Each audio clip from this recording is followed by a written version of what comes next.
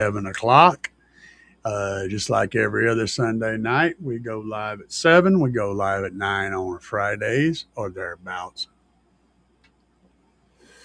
We are just hanging out in here. We're going to be talking about car audio stuff and whatever else comes to mind because a lot of other things pop up. But if you guys aren't here experiencing the live show, the way this works is people pop in, they start asking questions. I answer the questions. Usually have some topics to kind of cover whenever the questions are thin, and we just go until we run out of juice. So let's get this party started, baby. I want to show you guys something kind of cool. We're going to go there and we're going to do that as we wait for people to show up. So here we go.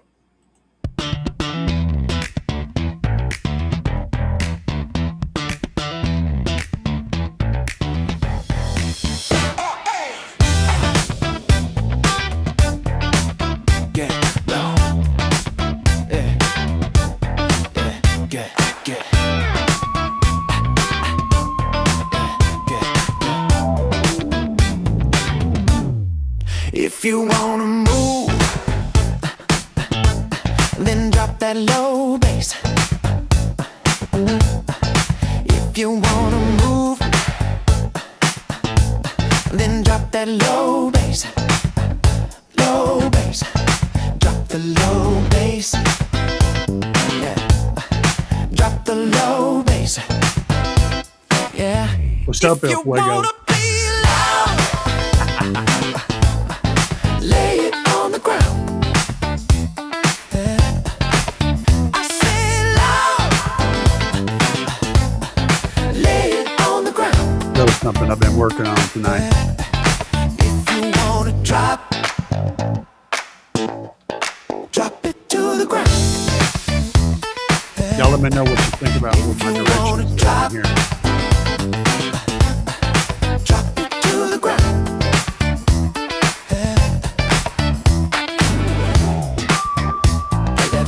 Music right, boy. Play that funky music right. Play that funky music right, boy. Play that funky music right. If you wanna drop, what do you think, man? Drop it to the ground. If you wanna drop it to the ground. What's up, Mad Ball, baby? Get low. You gotta get low. Gotta get low.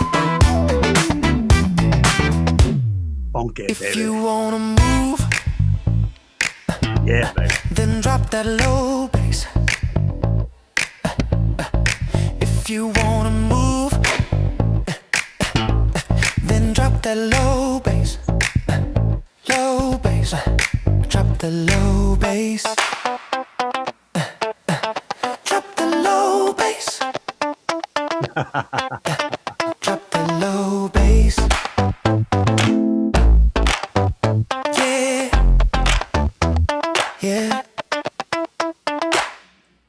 Now, I got a lot of work to do on that track yet. It ain't finished. But I've done a ton of work already.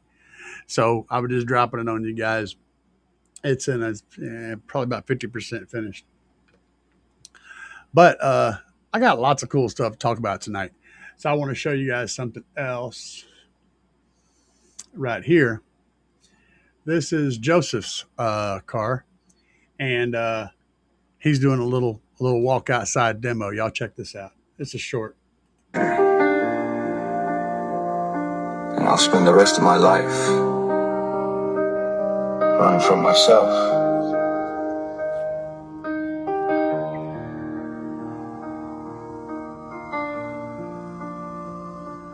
Walk alone, shadow in the night, trying to hide from the monster inside. Every face, every town I pass, feel the rage that I cannot suppress. Friends don't stay, love turns away. Every heartbeat fights another day. Chains unseen, I wear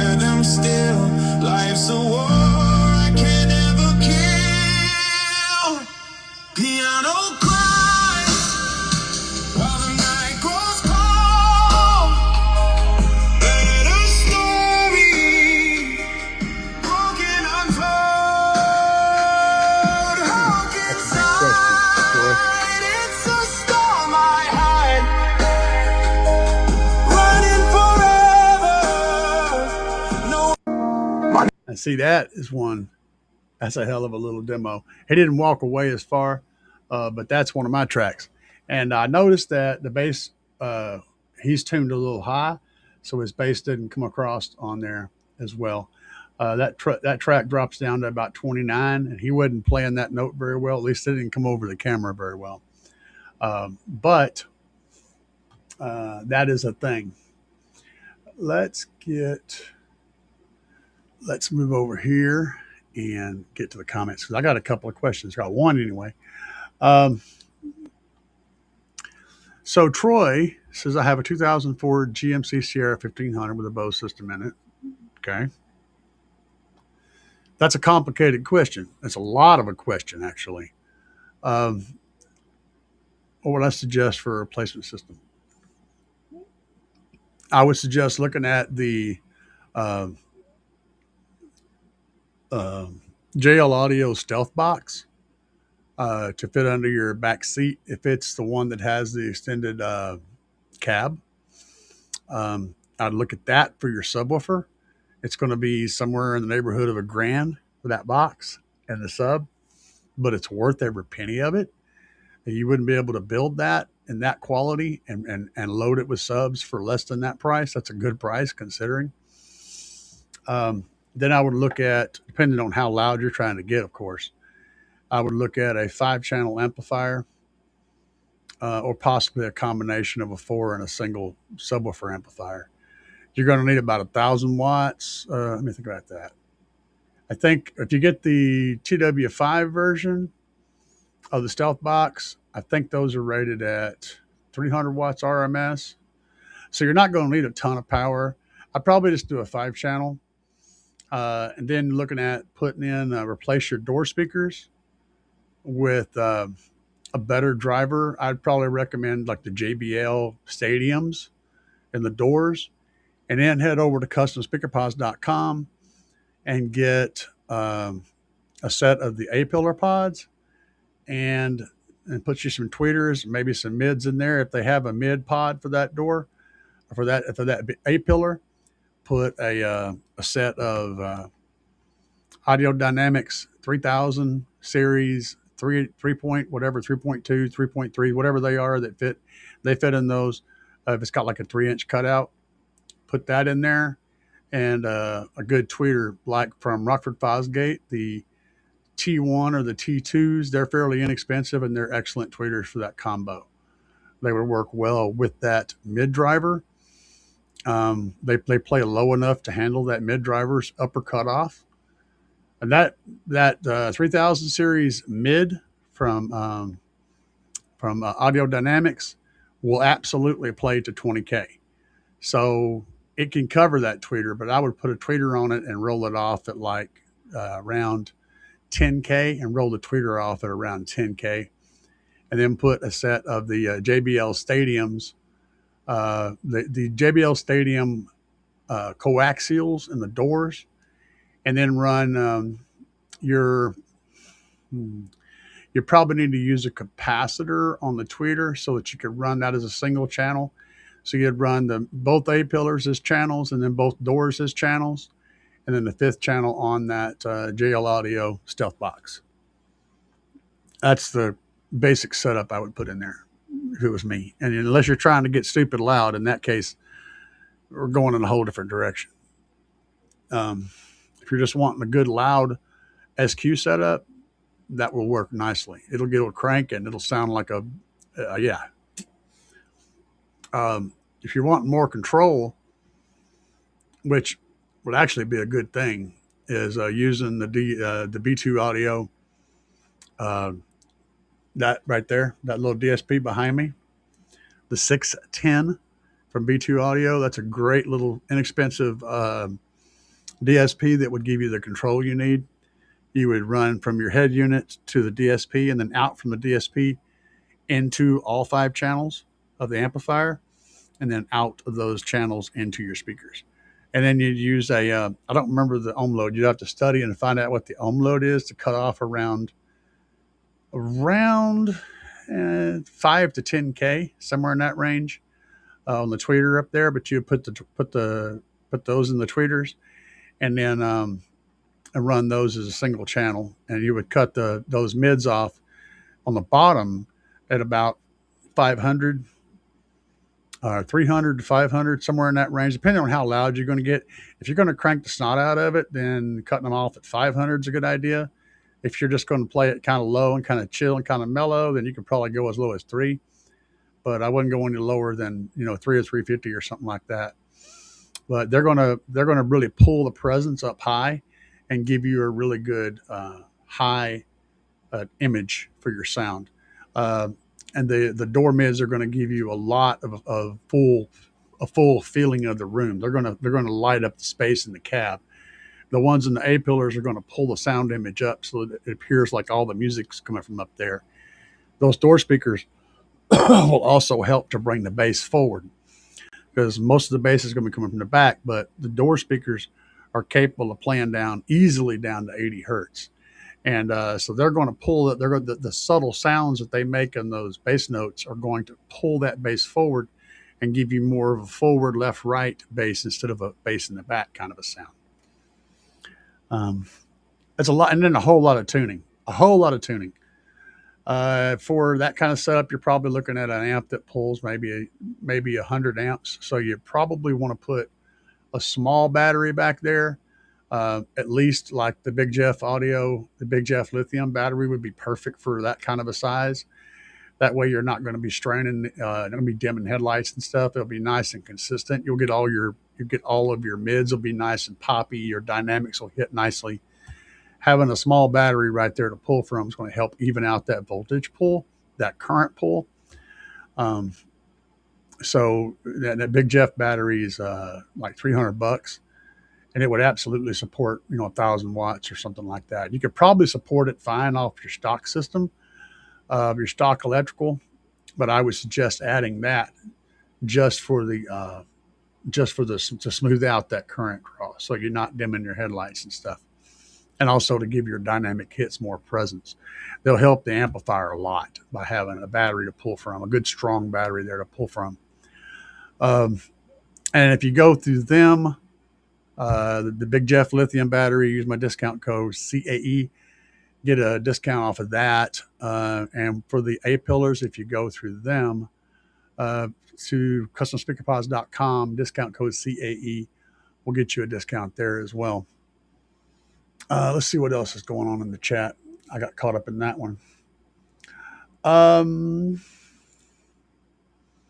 What's up, Franco Quaid? Real Cisco said each amplifier wired down to 1 ohm and simply just gain match. Do I have to do a DSP or epicenter, or can I just rock it? Okay, I'm missing something else. Did he say something else? No problem, Troy. Down to 1 ohm. Okay, so he's got 2 amplifiers wired down to 1 ohm. Simply gain match. You don't have to have an epicenter. An epicenter is a completely different beast from a DSP. They do totally different jobs. A DSP is a good choice because you can gain match your amps, and then you can use a DSP to control the level of both of them together. It's a very helpful thing, but you don't have to, because you can also use like a bass knob, send a signal to both amps to go through a bass knob and control it that way. But I will say this. Bass knobs often introduce noise in the system, so keep that in mind. But yeah, you can rock it like it is.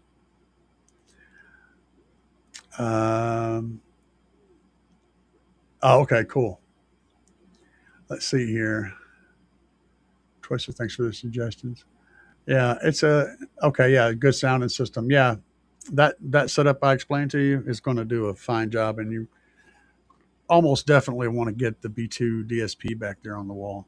And that's also go to B2 USA website, not Big Jeff for that. Go to B2 USA because you'll put your discount code in there. If you go through Big Jeff, a lot of times on that particular item, you won't get a discount. But if you go to B2 USA, you will. For the B2 610. That's like $160, man. And it's a really good little freaking DSP. That's what I've run all of my audio through back there, that DSP. So when I'm mixing and doing all the work I do on sound engineering and shit, that's the DSP that's handling everything. So I mean, I can run anything I want, and that's what I'm running. I've got I got some really expensive crap that I could put on that wall, and that stuff that's up there does just fine. Bobby said, "Yo, let's see here. When you guys are all going back and forth, I appreciate y'all for showing up. Bobby and Troy and Outlaw, El Fuego, you guys are all great. And Make Great Money says, that's a great name. But is any money not great? So there's that. You can make money great again. I have a car that takes 6x9. Should I replace it with 6x9s or put in 6.5s? Man, there's a whole lot of people that like to do the pinky thing. The Grey Poupon crowd will tell you that you cannot run 6x9s. You must replace them with 6.5s. I disagree 100%. By9s have got more cone area, and they can play lows better, and they sound just as good as a 6.5, as long as you're using quality by9s. And my favorites are going to be the JBL Stadium by9s. If you're wanting quality sound. If you're wanting crank it loud sound, the Depbonts has a 6x9 that gets stupid ass loud. So if you're wanting really loud, you just clear and ringing a bell, bust your eardrums loud. That's what you want. But if you're wanting something that's going to give you a really round and solid sound, and most people want that, then you want the JBL Stadiums. I really like those 6x9s. They're great. I like that whole line. The Stadium line is just, they're just good, man. They get plenty loud, but they have such a great sound to them. Let's see here. Is it still worth using a DSP with coaxials? Yes, because you can control the cutoff points and you can control the time alignment. Also, if you want to get crazy with coaxials, most of them you can separate and you can EQ them differently.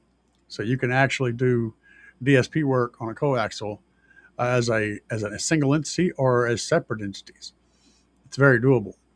On modern coaxials, most of the time, the tweeter wire goes down into the magnet and comes out the back of the magnet and then follows it over into the terms. You can just cut that and hook up right there and have it totally separate. The cool thing about a coaxial is it puts a tweeter in the same exact location as the mid, which means all the sound is coming from the same spot. And that's actually a plus. Okay. The pinky guys will tell you, oh, your tweeters have to be high, and no. It's more important that all that sound come from the same spot.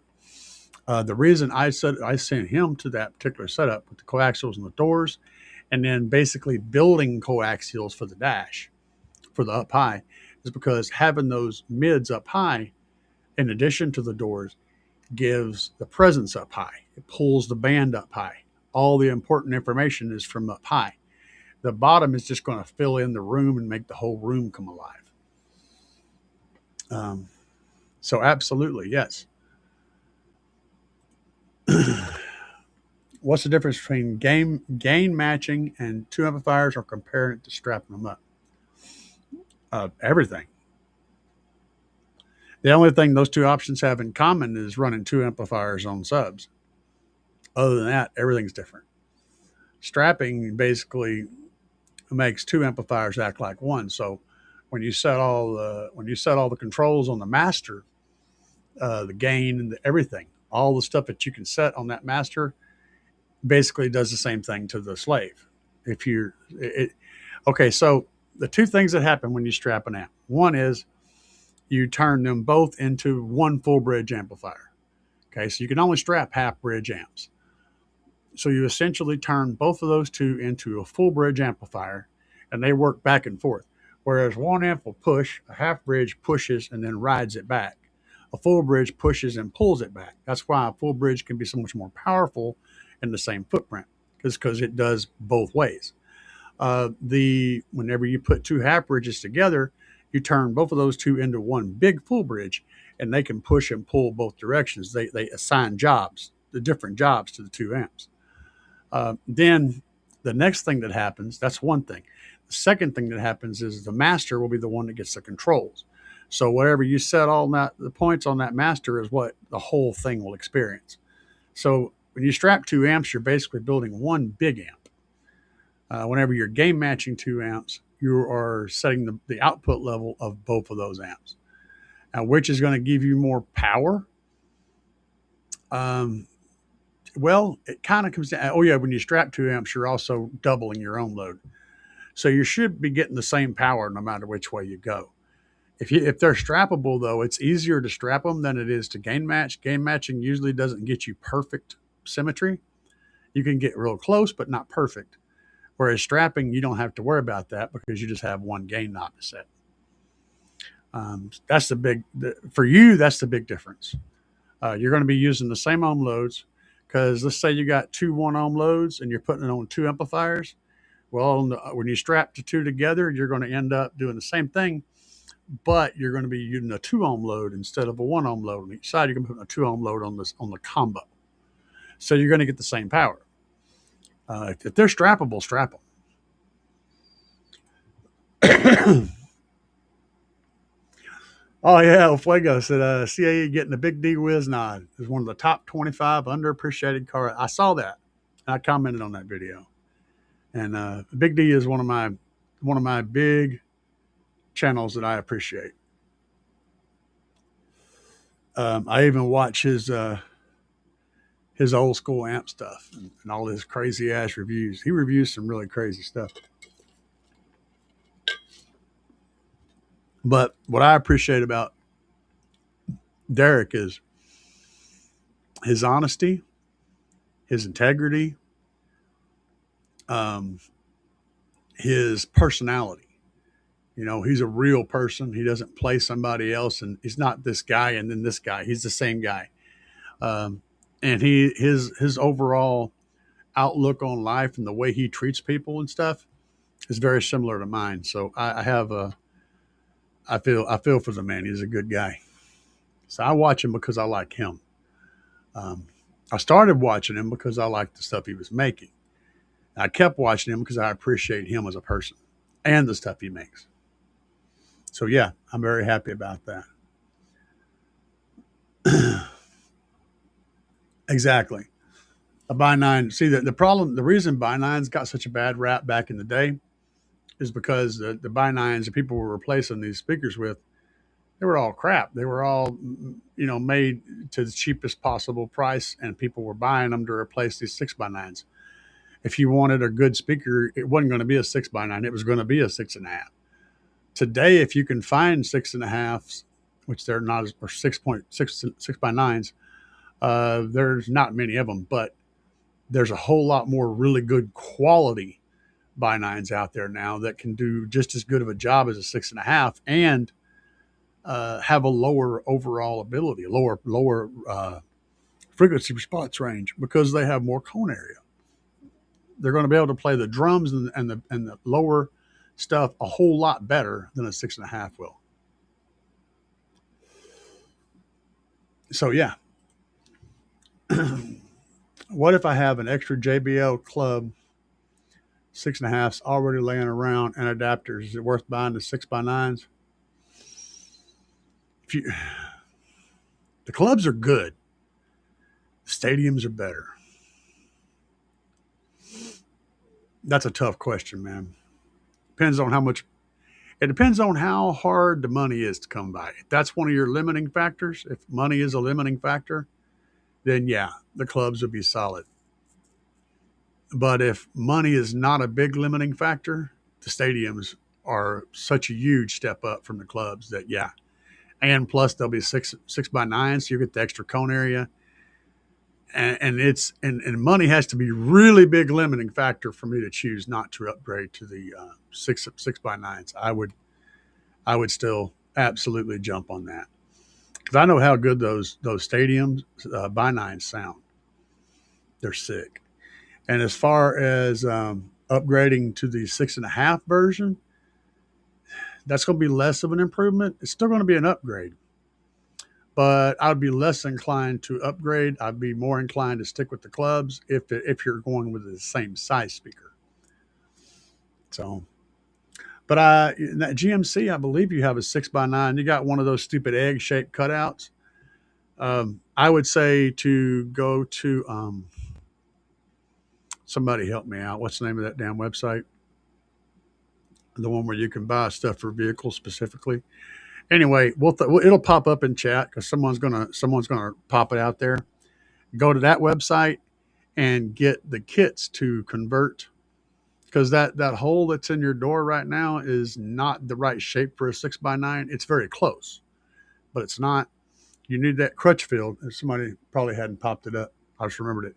Go to Crutchfield and get your 6x9s, and while you're getting them, get the adapter rings for, yeah, W put it up there. Get your adapter piece for the 6x9s for your truck.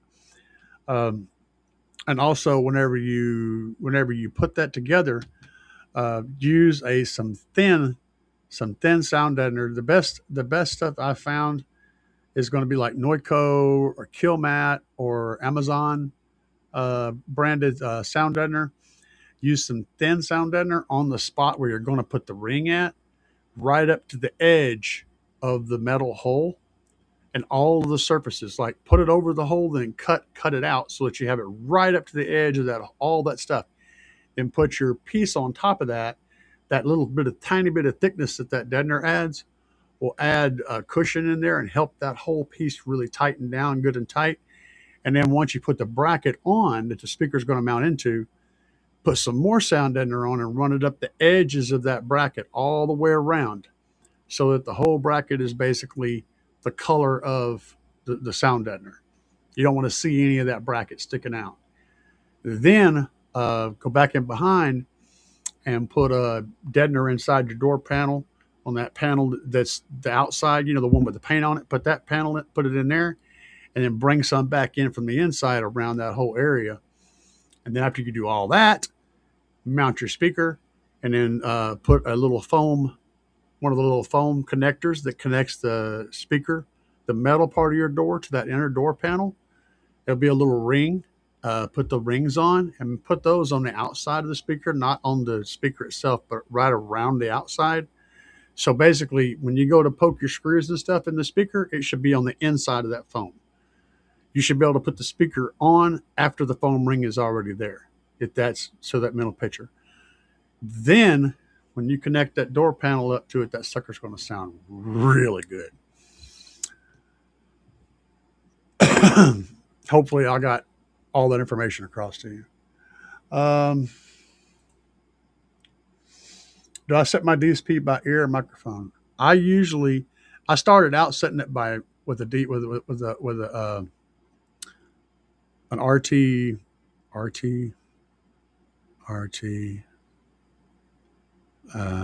I started out setting it with an RTA, and I spent several years using RTA and RTA mics. But I've gotten now to where my ear has been trained long enough that I can set it by ear. If I'm playing music that I'm very familiar with, I can set it by ear. I usually set it by ear, and I'll pull up an RTA, a simple RTA, like on my tablet, just to see if there's anything that's way out of whack. Because sometimes after a long tuning session, your brain starts to do weird shit with sound, and your ears just kind of get broken. So I'll pull out an RTA on a phone or something like that just to look at it and see if anything looks way off. But most of the time I'm pretty good. If you're just starting out though, you absolutely want to use an RTA until you've trained yourself to know what sound sounds like, what different pitches sound like, and what band. Like if you hear a sound, do you know what frequency that is?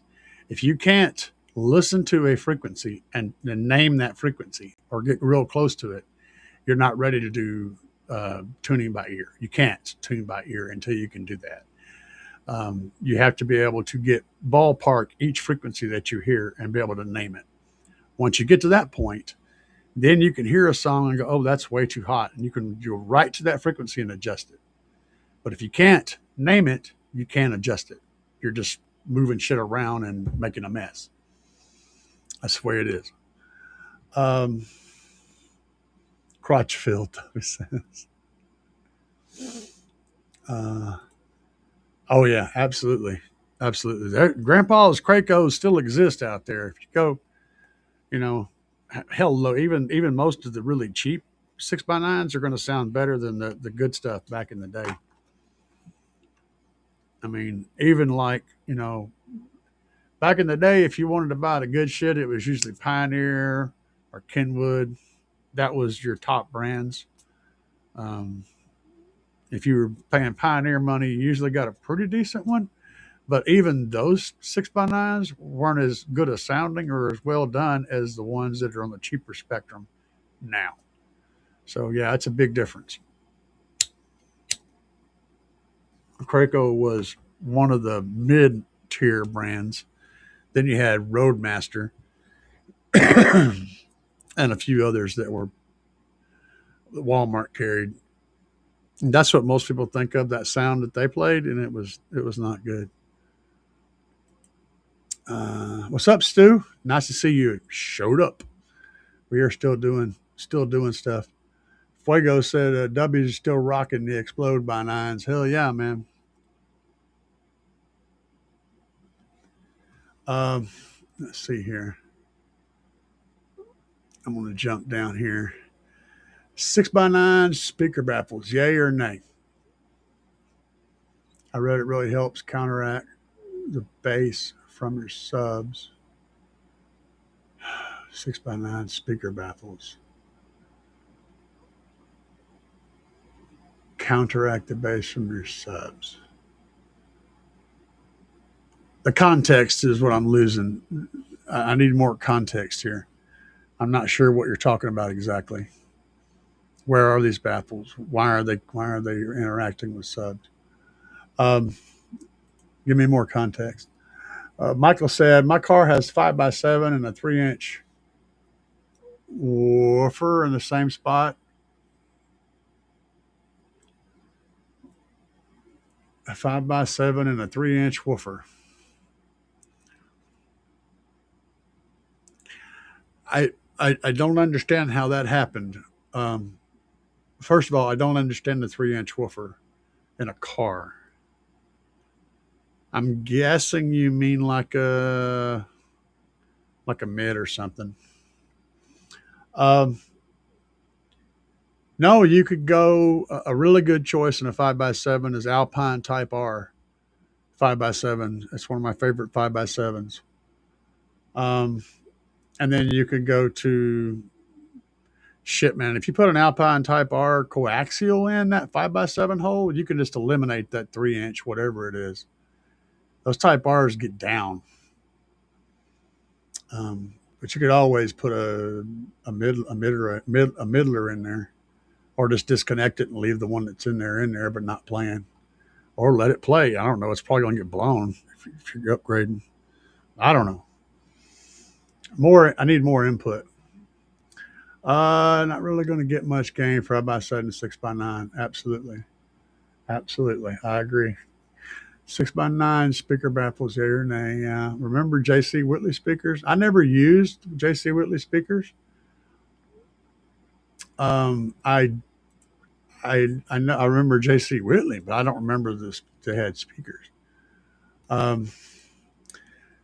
Stu said DSP tuning with a mic and some software offers some other benefits as well, such as phase alignment, especially if you're trying to set up imaging. Yeah, that's true. That shows you whenever you have two frequencies that are helping each other or cutting each other. Again, there's a point to where you can, I don't want to say I'm perfect at it, but you'd be surprised. You do it enough times and you start to hear it.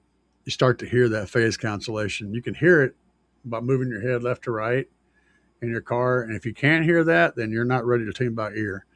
But if I'm sitting in a car listening to a song, I can move my head to the left and to the right, and I can hear the phase cancellation in parts of the song. I can hear that. and I can tell what frequencies it is, which is kind of bonkers. And I'm a bass head. That's the really bonkers crap. I mean, I'm out here freaking doing 150s up in the high 50s in my shit, and dropping these huge amounts of bass, and I still have enough ear left to be able to hear phase cancellation at 200 hertz or at 1,000 hertz or at 1,500 hertz or 15,000 hertz. It's really bonkers. But yeah, if you're not lucky enough to have that programmed into your brain, you absolutely need a DS, need a RTA. If you don't know what an RTA is, I'm making an assumption. I shouldn't make those. RTA is a real-time analyzer. It's basically a thing that shows you all the little bouncy lines, and you can use a mic on that, and you mic your listening position, and you can see what your ears will be hearing at that position on the screen. Ultimately, you don't want to create a flat response, but you don't want to have big spikes or big dips. You want it to be either kind of flat-ish, kind of maybe a rolling hill kind of a thing, where everything is kind of smooth. Even if there's a boost down here, you want it to gently go up to that boost and then come back down from that boost. You don't want to have this big, and stuff like that. So RTA will allow you to get that nice kind of smoothness. That's where my ear excels at. What he's talking about is collisions. If you have a wave coming in that's on its peak and a wave coming in that's on its trough where it's going down, a positive amplitude and a negative amplitude, you're going to have cancellation. It literally won't be able to hear either one of them. They'll cancel each other. Or if you have two that are coming in and they're both on their peak at the same point at your head, you're going to hear a boost in that frequency. As soon as you lean to the left or right, though, you're going to hear a reduction in that frequency. There's a lot of tricky business going on when it comes to tuning. Lincoln Mark 4, Mark 2 JBLs. Okay, let me back up here. 5x7 and 3. Oh, I got you. I don't know. Let me back up some more. Make sure I'm not missing anything else. Okay. Had to make references to what you said before. Yeah, those Bose, JBL, what Harman Kardon, all those the speakers that they put in a car, stock, are not the same as the stuff that they make for to sell. They're totally not the same.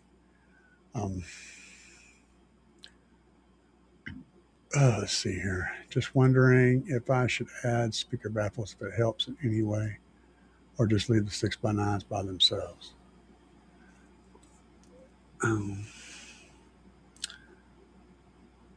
Baffles. See what a speaker baffle. Oh, I know what you're talking about. I think. So a speaker baffle is the thing that you mount the speaker on. That whatever that surface is, that has a hole in it for you to put your driver in, that's the baffle. So I think you're talking about is like the little cup that goes around behind it. You're going to sacrifice some mid bass, quite a bit of mid bass, actually a whole lot of mid bass, but it does protect the driver. I usually, if I'm going to suggest those things, I suggest them on small speakers because they're not going to be producing much bass anyway, and it's going to help keep other resonances from hurting the speaker's cone when it's trying to do its job. But for a bi-9, no, don't do that. Just sound deaden the shit out of it, like I told you. Follow those directions exactly, and you'll have amazing bass response.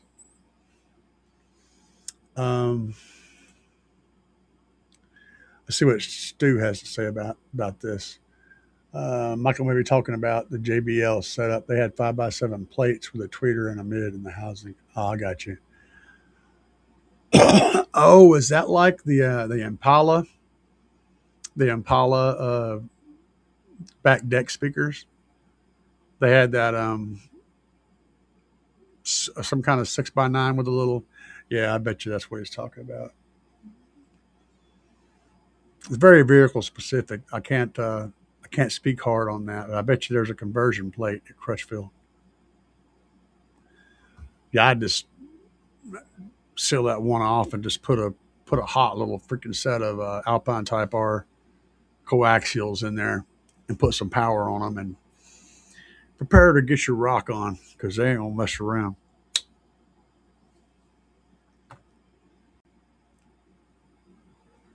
Yeah, okay.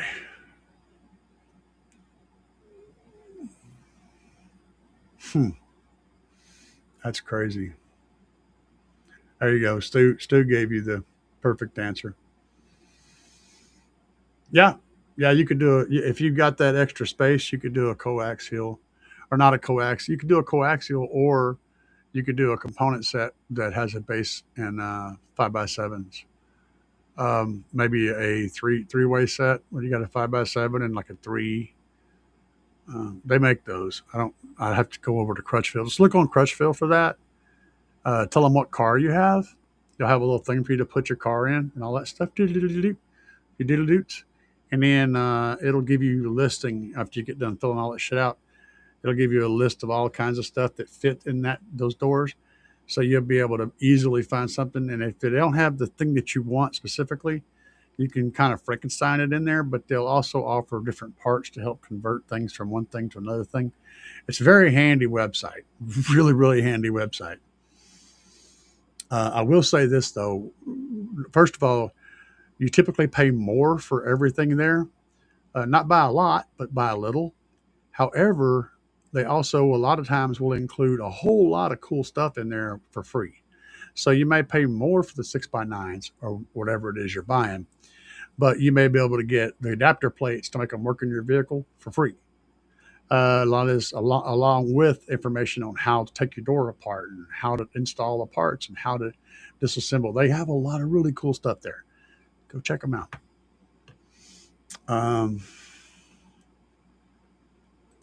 Yep, that's a totally doable thing. I'm late, but I made it. Yeah, Joseph, I had you on here a minute ago, man. You missed it. You had to go back and watch the video, but we did put your build up.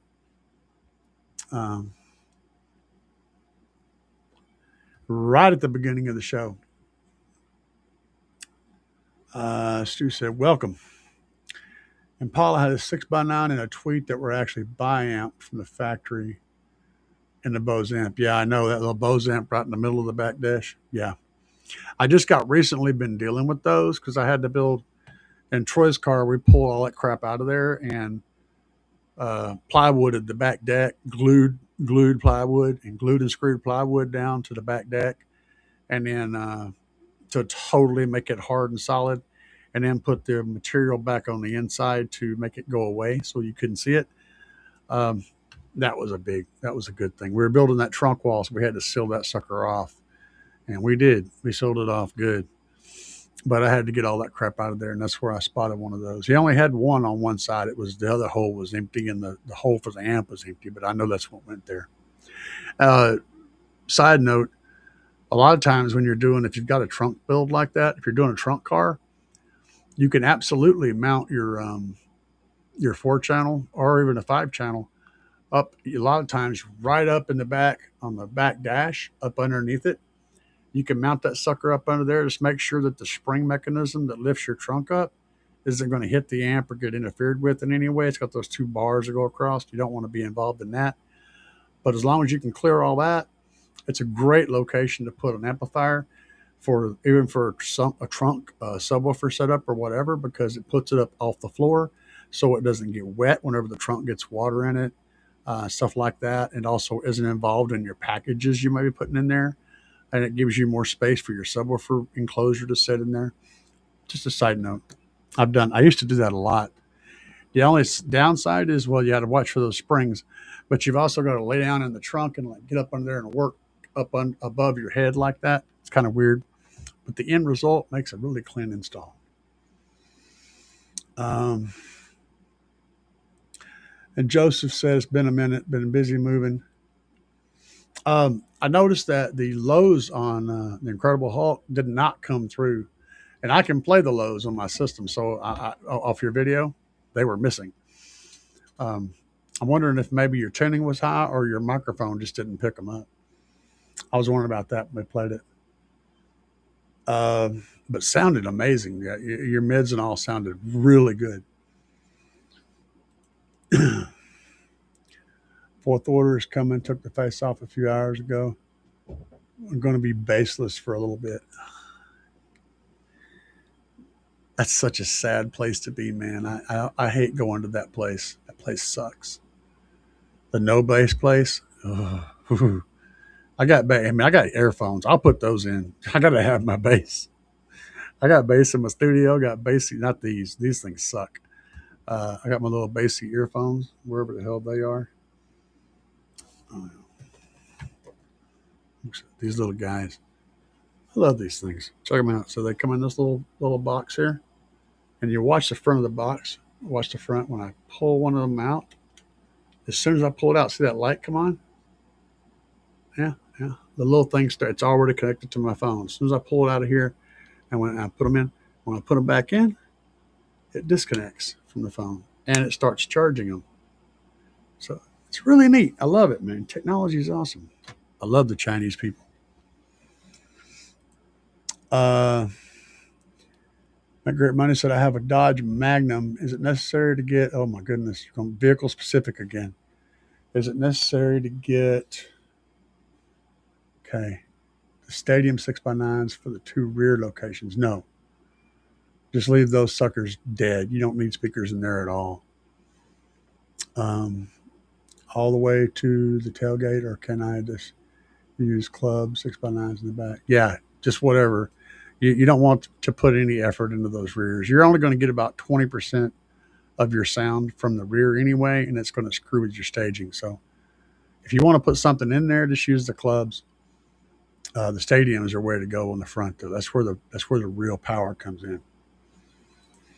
I'm loving this too. Custom shop design kicker, Comp Q15 sub box, amazing output on 1,000 watts. I don't know if you guys. I still have some videos up. When I was running my 412 build, my under the window build, before I put the wall back there, I was running 4 12-inch, 500 watts per subs. I just freaked out because I saw Jason behind me. Y'all, that's funny, man. I'm like, what? Oh, it's Jason. Never mind. Caught my eye. I was like, why the hell is somebody behind me? Yeah, I know. I'm an old man. Y'all leave me alone. Anyway, what the hell was I talking about? Let me read the last question. Oh, yeah. Okay. So I had those 4 12s back there. I had them on 2 1,000 watt amplifiers, 2 Memphis 1,000.1s, and they were the mid tier Memphis, the ones with the blue stripe going across the front, the blue lights that go across the front. Yeah. And I was doing a 150, a 149 or a 150. It depended on how you measured it and everything, but it was right at that 150 range on 2,000 watts. And I could have got a lot louder than that if I had done some different stuff, but I wanted it to be substantially louder, so I had to go a different direction. That said, if you have enough wattage, and if you have enough wattage to power the driver to move the full excursion and do its full job, you're going to get a huge amount of what that driver's capable of. You can always get more with more power. Because it's going to be power limited. It's not going to fully utilize the potential. But that said, you can get a whole lot with a little bit of power. It's all in the box. And if Stu built your box, you're going to get a shit ton of efficiency out of that box. He builds shit right. I like Stu.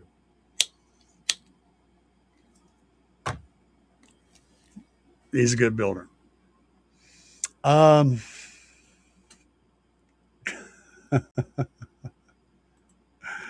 Oh goodness. It says, hell yeah, Flakes. Corey did a killer job getting that thing built, doing your setup. Awesome. Cha-ching, cha-cha-cha-chia. That's what he said. It took me a second to realize what he was saying. Cha-cha-cha-chia. Yeah, that's it. I'll play it one more time, Joseph. Check it out. We'll go back over to Joseph. Maybe. I don't know. I'm probably screwing this up. I usually screw things up. Oh, there he is, right there. He's My hiding. name is David Banner, and I'll spend the rest of my life running from myself.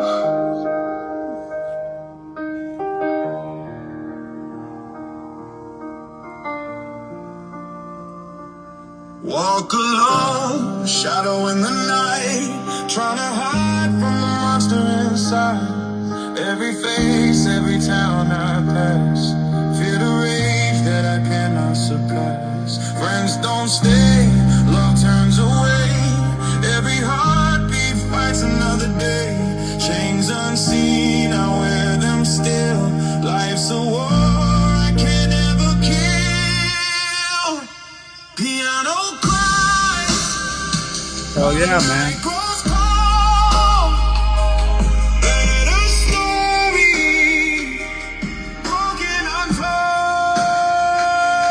Hulk inside. It's a storm I hide. Running forever. No. Y'all, you got to respect them doors, man. He did a good job on those doors. They sound great. And he's talking about rebuilding everything. Hell yeah, dude. Just 1 second. I'm going to show you guys something.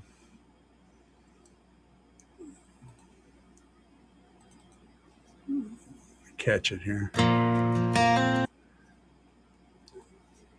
This is not on the internet anywhere yet.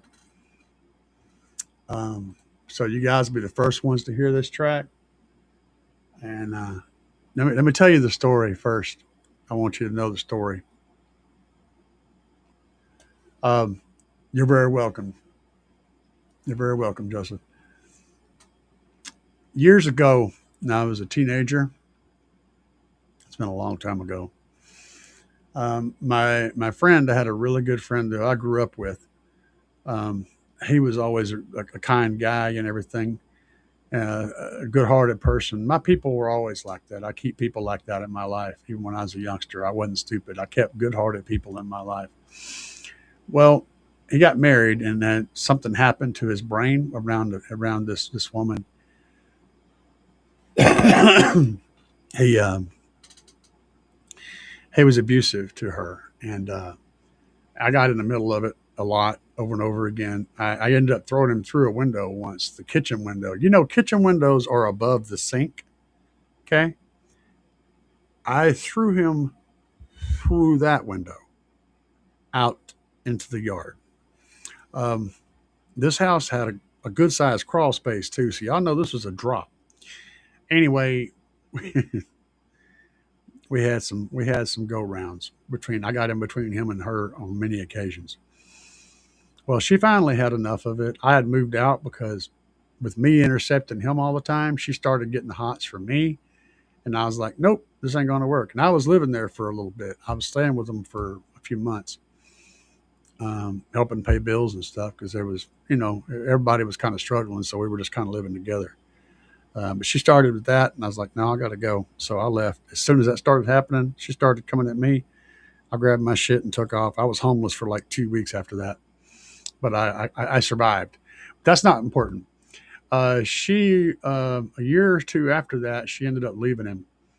He went pretty much crazy, as you can imagine. He was very, very, very deeply in love with her, and went crazy.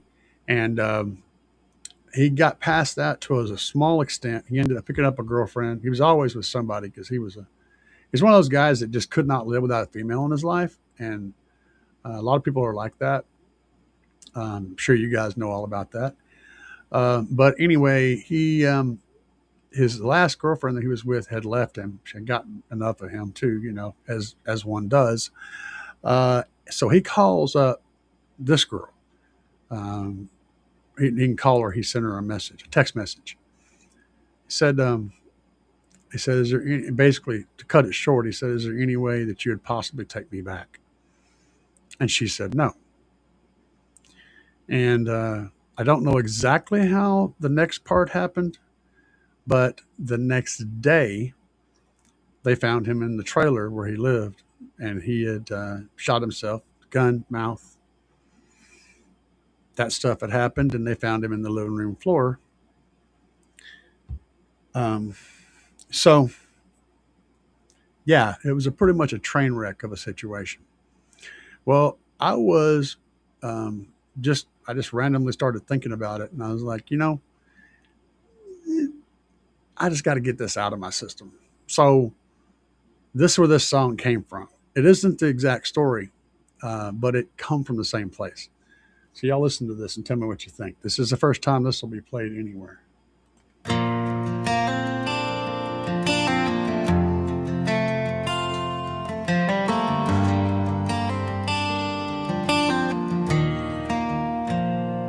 don't know where it all went so wrong.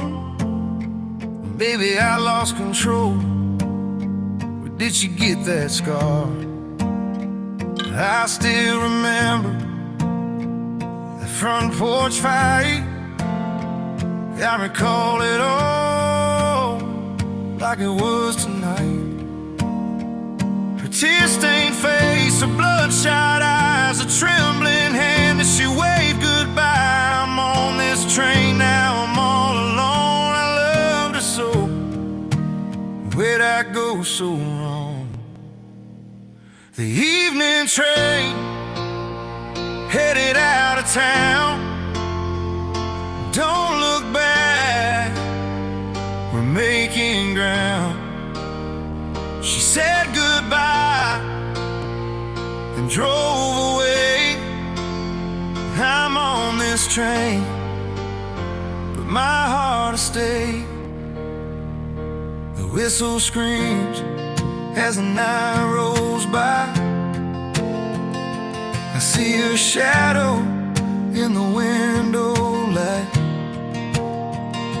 I hear her laugh, feel her hand in mine. God, she held me through the hardest times. I broke her trust with my angry ways, kept telling her I'd change someday. Now this train is taking me far away. Could I have changed? Should I have stayed? The evening train headed out of town. Don't look back, we're making ground. She said goodbye and drove away. I'm on this train, but my heart will stay. The miles roll on, but the pain won't fade. There was love in the life we made. I'd give my soul just to turn back time, take back the nights I lost my mind. But some mistakes you can't undo, and running's all that's left to do. It hurts to leave, but I can't stay. Gonna ride this train so far away. Maybe someday she'll find some peace, a gentle heart who lets her breathe. And if she dreams of me at night, I hope it's me from the better times. The best thing I did for her was to push her away. She deserves a better man. Now I'm far away. What's up, man? What's up, Anthony?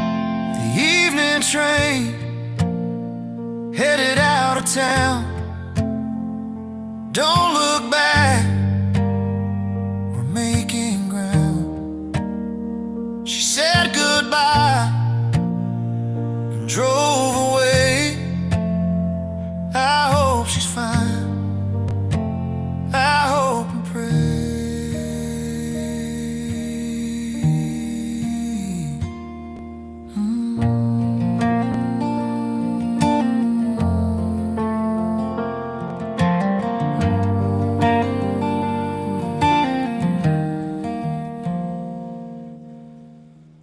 So what do y'all think about that? What's up, Cadillac Don? I told y'all this shit was deep, man. It sits heavy in my heart. to this day. That's been, man, 12, 13 years ago.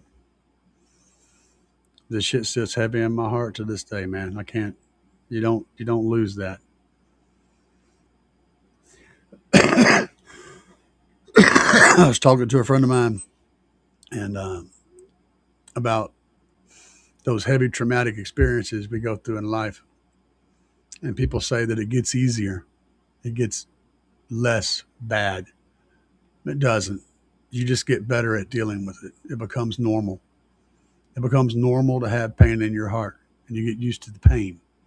It doesn't go away. You just get used to it being there. And all he had to do was make one phone call, bro. And that was like a 3 hour, 4 hour drive. If he'd have called me, even if he called me and hung up as soon as I answered the phone, I'd have went down there. I mean, I would have left immediately and went down there to check on him. He didn't want no one to stop him.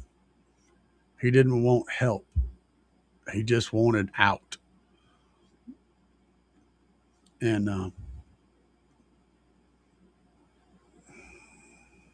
I don't even know where to go, man. Sorry. This is just the shit that I live with. You know, every day I live with this shit. I live with this pain.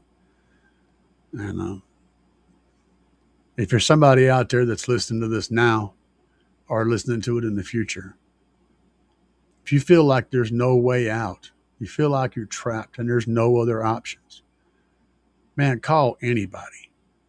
I mean, shit, call me, you know? Because I promise you, this will pass. Whatever it is you think you can't live through, that shit will pass. And you'll look back on it later and go, why was I even caught up in that? You know? The things that you're going to do to yourself, you're going to lose all the potential that you had. You're going to make everybody around you sad. They're all going to miss you. They're all going to think that they did something to cause that. You know, don't do that. Call somebody, because you will be happy that you did later. It will pass. Now that I've gone down that road, I'm going to try to get back into car audio. I needed to get that out of my system.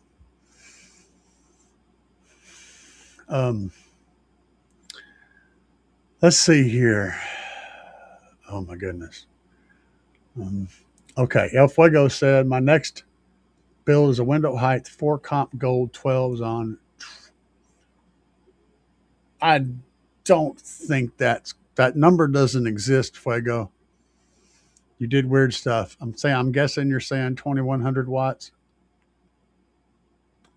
Oh yeah, you could do a if you get a good box build, and you're giving it 2000 watts on 412s, you're gonna get an easy 45, man. You're gonna bust 45 easy on that. That's not a problem. It's all about the box, and the box and the cabin tuning related to that box. But you can absolutely do that. You can get a 50 out of that, with everything just perfect. It's gonna be close. You ain't gonna bust 50 wide open, but you can scratch a 50 with that build. Old school Orion amps, Fuego. Sent you some pics, Bobby. You didn't send them to me, Bobby. I ain't got no pics from you. You're fired. Wait a minute, let me check. No, Bobby ain't sent me shit, so pooey on you and your Disney World goats. Let's see here. Sorry, Stu. That's just a track, man. It's a track. It's what we deal with. Yeah, absolutely. Tomorrow will be better. For real, man. Joseph said, I lost a high school friend the same way. You know, I'm going to try to stay away from the emotional side of this a little bit. But love is like a drug. Your body becomes accustomed to having someone in your life, and when that person goes away, it screws up your entire metabolism. Your whole body goes haywire. It's like taking a drug away from somebody. Um, and it can affect you the same way you would have withdrawals from a narcotic. Um, the thing is, though, it will go away. You'll get past that. Your body will adjust to that, and your mind will adjust to it. For most people, some people, I guess it doesn't, because it was a good solid. He had a good solid 10 or 12 years to get past her, and he didn't. He was just, I don't know, man. He's a broken man. That's all I can tell you.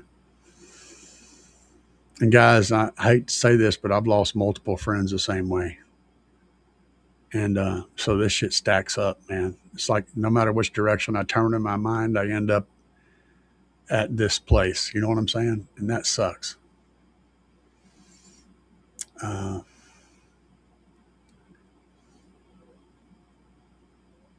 I've actually written a couple songs about this subject, but yeah. Group consensus, mid range, and pillars or dash. It depends on the window. If the windshield has got a so if you can draw a line from your eyes and to the windshield straight ahead, and you can see a reflection of the speaker in the windshield, and basically think like a pool table. Okay, if you can make a bank shot from your eyeball to the window and then go straight down, and it would bounce off the window and go down into the pocket where the mid sits, it's going to sound good. But if you can't do that, if the windshield doesn't allow for that, it's going to sound crappy. And I'll give you an example of a real rough guess here. If it's a pickup truck, it's probably not going to sound too good because the mid's going to hit the glass and then go up over your head. You're going to lose it. It's going to get lost. But if it's a car with a more lean back windshield, odds are that mid's going to hit you right in the ear hole.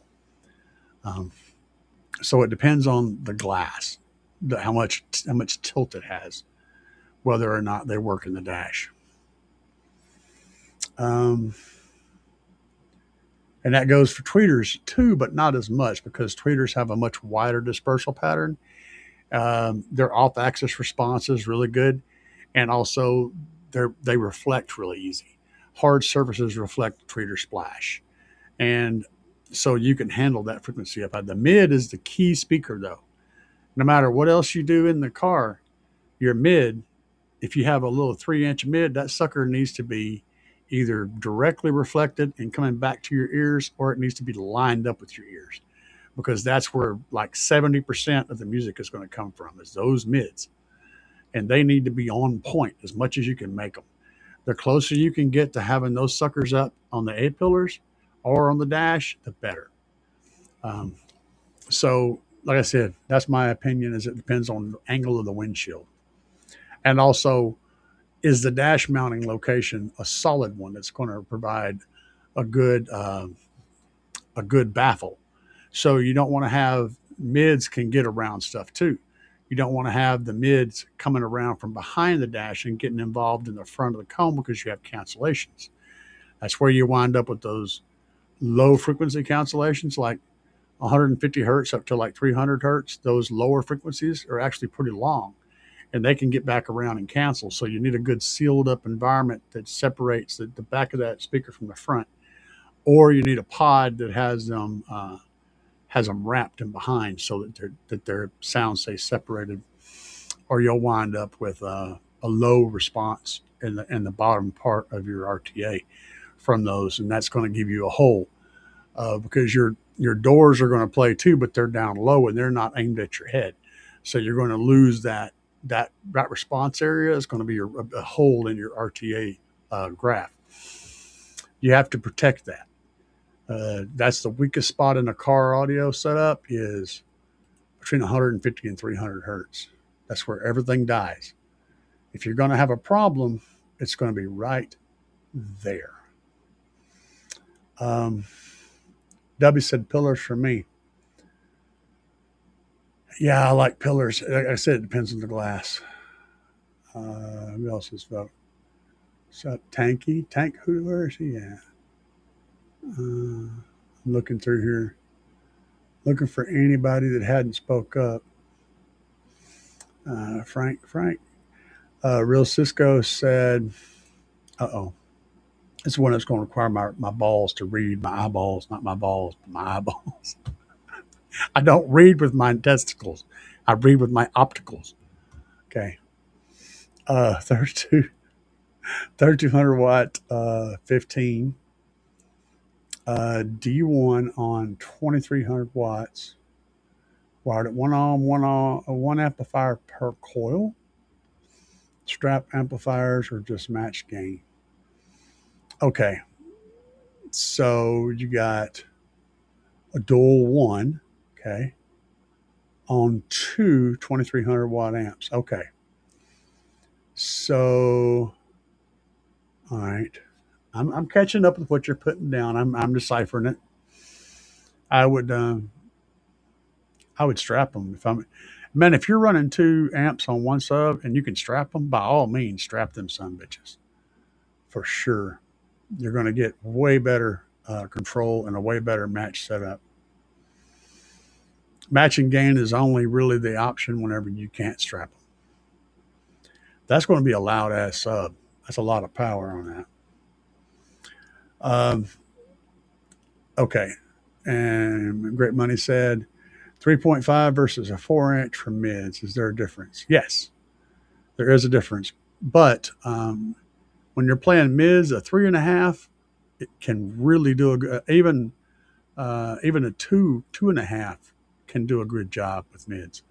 So there's definitely a difference. The frequency range is going to be affected. But the thing is, you're not going to be trying to play them at the edge of their frequency range. So it's more about what fits in your setup better. If you can fit a 3.5 to a 3.5, if you could fit a 4 where you're going to go, then a 4 is going to be better. It's the optimal choice. But it all depends on what fits in your location.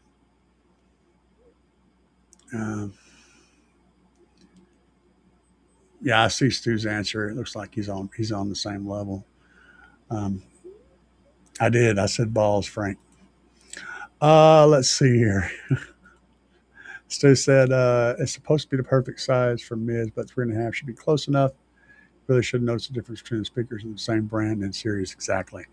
Especially since you should be crossing those over much higher than the lowest frequency response of the 3.5.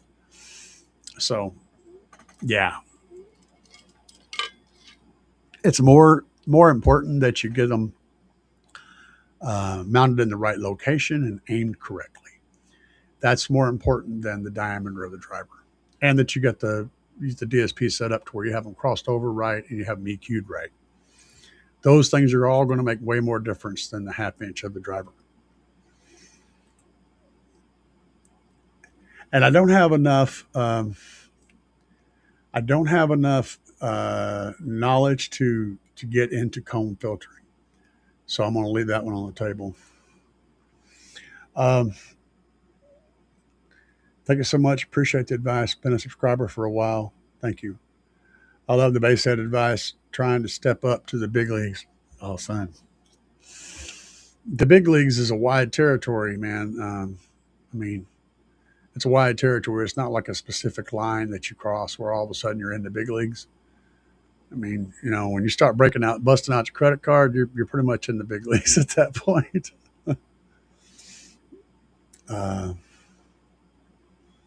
Yeah, it absolutely is, too. Some things you just can't change. I appreciate it, Underground Car Audio. I'll do the best I can. Stu says time alignment is key with mids and tweets. Phase alignment is what you want to use. Okay, hold on. Mids and is what you want to use with mid bass and sub. Yeah, when you get into phase alignment's more important whenever you're playing low frequencies than it is in high frequencies. For sure. It's far more noticeable. And also, like I said, when you're sitting like this and you lean 2 inches to the right or left, you're going to be changing phase alignments. Tons of phases are going to happen when you do that on mids and highs, but it's not going to change much at all on low frequencies. So that's the key. Using a mic for alignment. Stu, what do you do?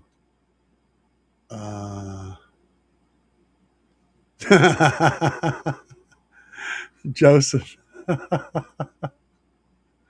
My son just got this thing playing on the TV at 75 inches of TV. Now it's like I'm face to face. It's like you're face to face with a giant me. Do you ever feel like somebody is watching you? Yeah. Looking into your living room. I'm looking at your dog. Yeah.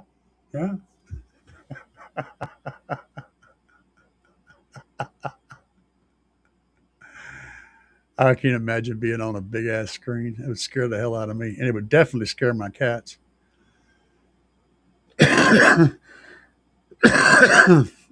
Oh, goodness gracious alive.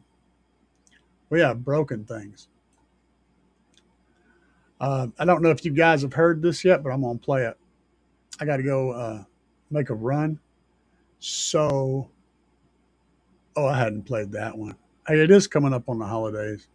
You know what? Screw it. We're going to play it. I'm going to play this. I got to make a little run, took a little break, so I'm going to leave you guys. I'm going to leave you guys to enjoy this ridiculous thing that I did.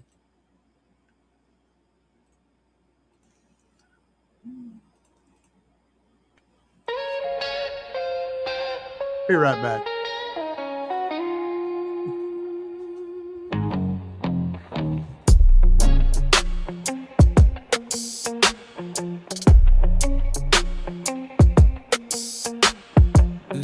Jingle bass drop. Jingle bells shake while the low notes pop. Snowflakes swirling as the beat rolls on. Now the jingle bass parade is on. Jingle bass roll. The chiming bells blend with the heart of the soul. The bass is dropping on down the street to that frosty beat. What a bright time, it's the right time to let the music play. Jingle bass time is a fun time. Team Savage sound is on display. Key it up, play it loud. Feel that beat, jingle around the street. Team Savage sounds is bringing a beat. That's a jingle bass street. Jingle bass cheer. Holiday joy ringing far and near. Lights are shining as the rhythm flows. Every step the excitement grows. Jingle bells sparkle with a warm bright tone. Bassline humming with a style of its own. Laughing and tapping as we pass along to the jingle bass song. What a bright time, it's the right time to let the music play. Jingle bass time is a fun time. Team Savage sound is on display. Key it up, play it loud. Feel that beat, jingle around the street. Team Savage sounds is bring a beat. That's a jingle bass street.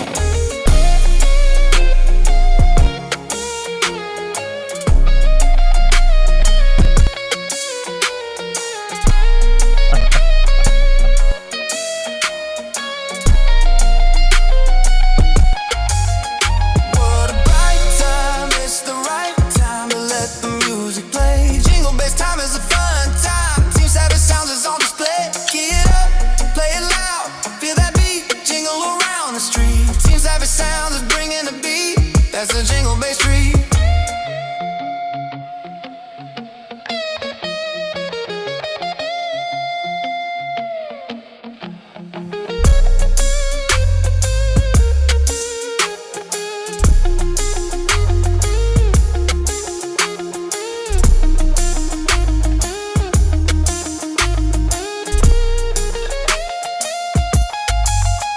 What a bright time, it's the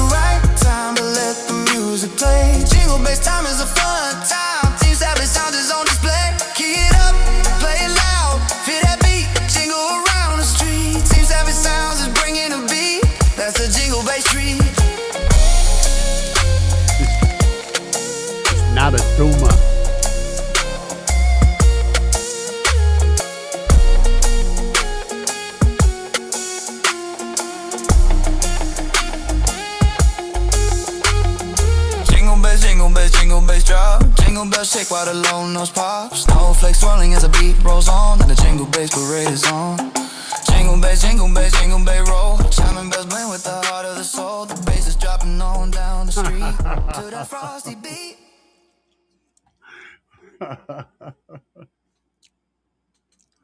Y'all like the jingle bass? Boys have a preen and girls have a migrainer. It's not a tumor. Let's see here.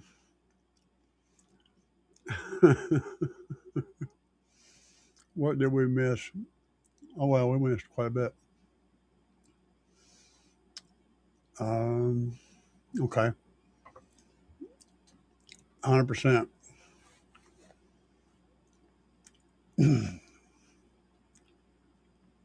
Yep. Mics are clinical. W knows no time alignment. Mono knows no time alignment. That's not true, actually.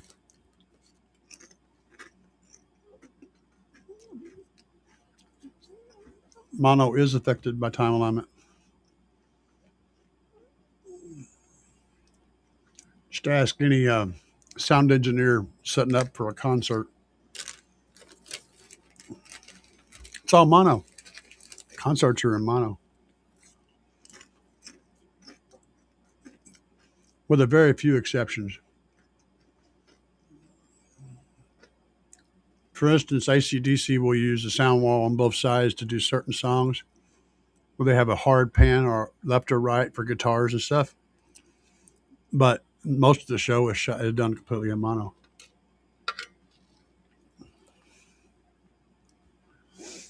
I got buddies that run mono. They have mono front stages. The thing is, though, you can separate and run two mono channels, and then you can time align it and pull the mono collection to the front of you. If you're just wanting the center of the dash, you're going to get that with mono without time alignment. But if you're wanting it centered on the driver, time alignment will do it. Also, time alignment is relevant for subwoofers to get your subs to fire at the same as your mids so that your bass gets pulled forward in your mix.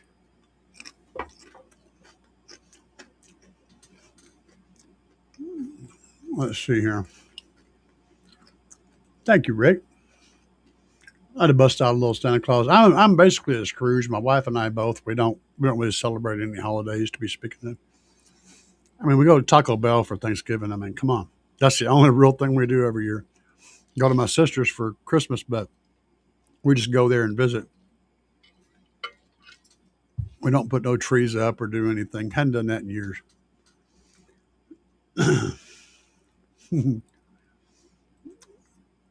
Stu said, all that Mike will do is show you the information that's happening.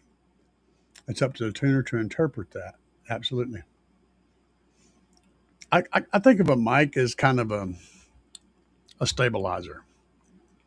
You know, I can hear a lot, but being able to look at it helps me zero it in sometimes. So, A Very Twisted Christmas by Twisted Sister. That sounds fun. My sister had a CD when I was young that had a whole bunch of different musicians doing Eagles songs. And it was a Christmas album too. Or was it a Christmas album? I don't think it was a Christmas album. It was like a whole bunch of bands did tribute songs to the Eagles. That wasn't a Christmas album. That sucker was juking though. That album sounded amazing. I don't remember what it was called. There's a whole lot of people, different artists, country music, mostly country music people doing tributes, doing all of them doing Eagles songs. That sounded so good. Jangle Bell.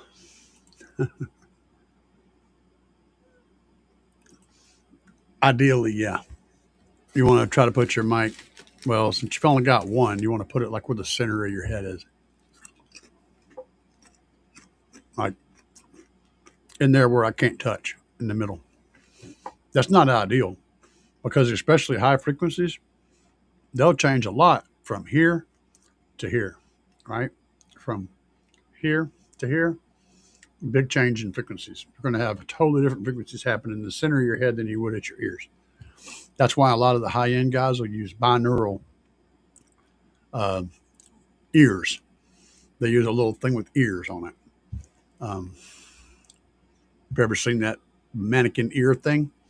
Yeah, because it's more accurate. Plus, your ears have shapes to them. Your earlobes, your ear, the ridges are called something. I can't remember what they're called, but those things, the thing that Mike Tyson bit off, there's a shape to that. And that shape determines how your brain interprets the sounds that goes in that ear hole. That's how you can hear this, this, and this and tell where that is in space, right? It's because of those ear flaps. Don't try something crazy. Get some Play-Doh or some silly putty and pack it around the outside of your ear hole, just up in your ear, and then start doing that same thing, and your brain will totally be fried. It won't have any idea where this or this is at. It messes it all up.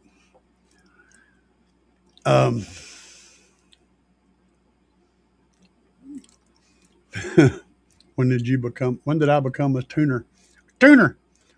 I read that, and my brain, that's why I was laughing when I read it earlier. I know what he meant, but the first thing in my brain popped in is like a fish. Yeah. Oh, that Dubby said it too. A tuna. Yeah. I saw the it's not a tumor. I didn't see the tuna thing. It's not a tumor. Hell yeah. Boys have a preen and girls have a migrainer. That's going to crack me up for a while, man. Want the mic stationary to the listening position for the time alignment and phase alignment. The moving mic is useful for frequency measurement. Yeah. See, if you're trying to do the whole car, most people are. They want to have the whole car to sound right. But if you're the only one that ever rides in your car, the binaural in one seat is fine. If you just want it to sound the best where you're at, you don't care about what other people think, you don't have to.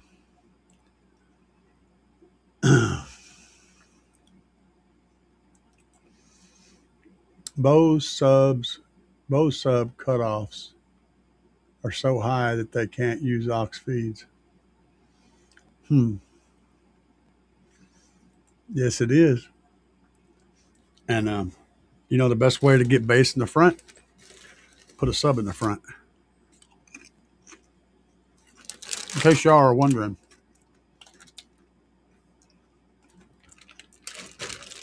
I'm getting down some sweet and spicy. Every now and again, I get a craving for hot stuff.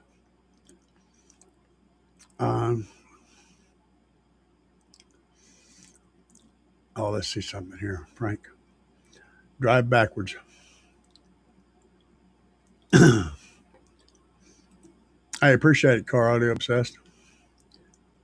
Drive backwards. Yeah. Joseph sent me some pics. Hang on a second. Let me see what we have. That is not it. Close that. Hang on a minute. I don't know what kind of stuff I'm going to open up on here because I have other people that send me stuff, and I don't like to put anybody out there that doesn't want to be out there. So, okay. Well, that's a Santa Claus picture. Oh, that's you? Holy shit, it is. Hang on. Hey, I'll check Joseph out. Hang on. I'm pulling back up. Is that the right one? Yeah, that's him. There's Joseph. There you go. He's headed to do this. See, I want to sit on Mrs. Claus's lap. My wife would get a kick out of that. Check him out. He's rocking and rolling. That's pretty cool, bro. I straight up need to do that. I get away with it. By next year, I'll have enough beard to do Santa Claus. I know it's a strap on, but you know.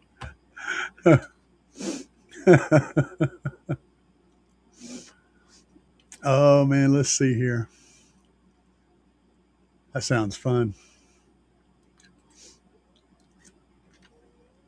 When you reverse, things come up from behind you, right? Talking about backing down the highway. Bobby B's custom RCA's looking very pro. Hell yeah. Michael said, my wife just ordered me a Christmas present. Slap Smackdown 12 and a Shock 5K. Oh yeah. That's going to be solid, man.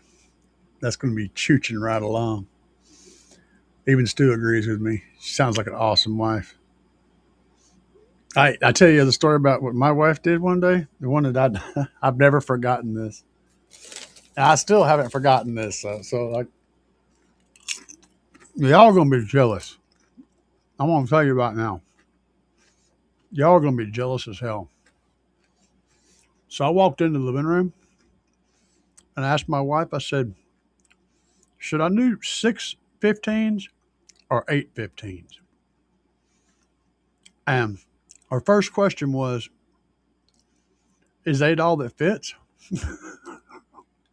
I said, "8's on the outside of what could possibly fit." She said, "8 then."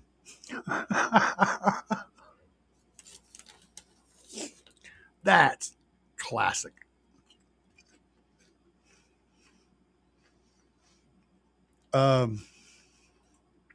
Fuego said 12. Yeah.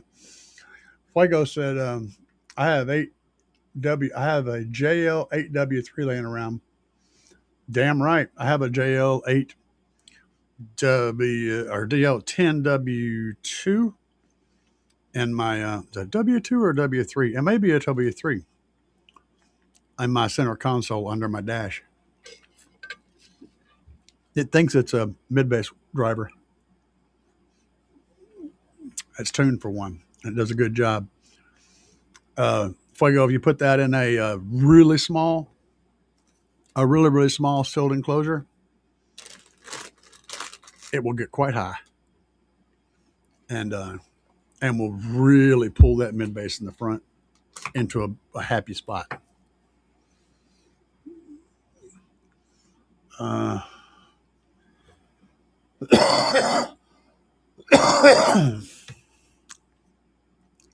I got to get back to playing Fallout 4. I gotta order that damn game.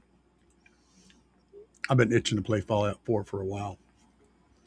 Carl the Obsessed also recognized Big D Wiz, one of their top 25s. Yes, it was. I saw that.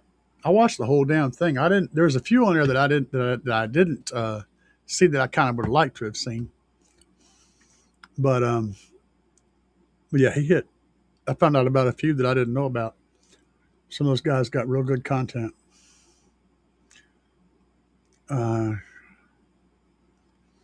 I was actually kind of surprised that I was on there.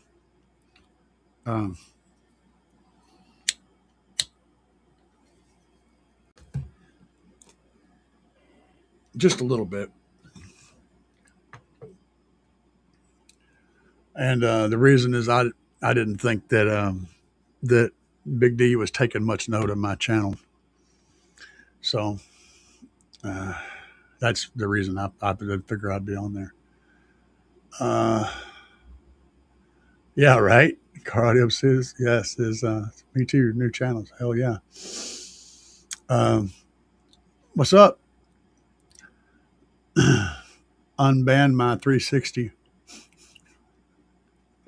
Sounds like you were doing some aimbotting or something. I don't know why I picked up on that, but I bet you I nailed it. I picked up 4 8 ohm 222 6s with boxes for $200. I have no idea what a 2226 is, my friend. I should know. I'm guessing that's for drivers. Am I missing something? What am I missing? I don't know. It's a long story. I told you he was running a damn aimbot. I bet you it was an aimbot.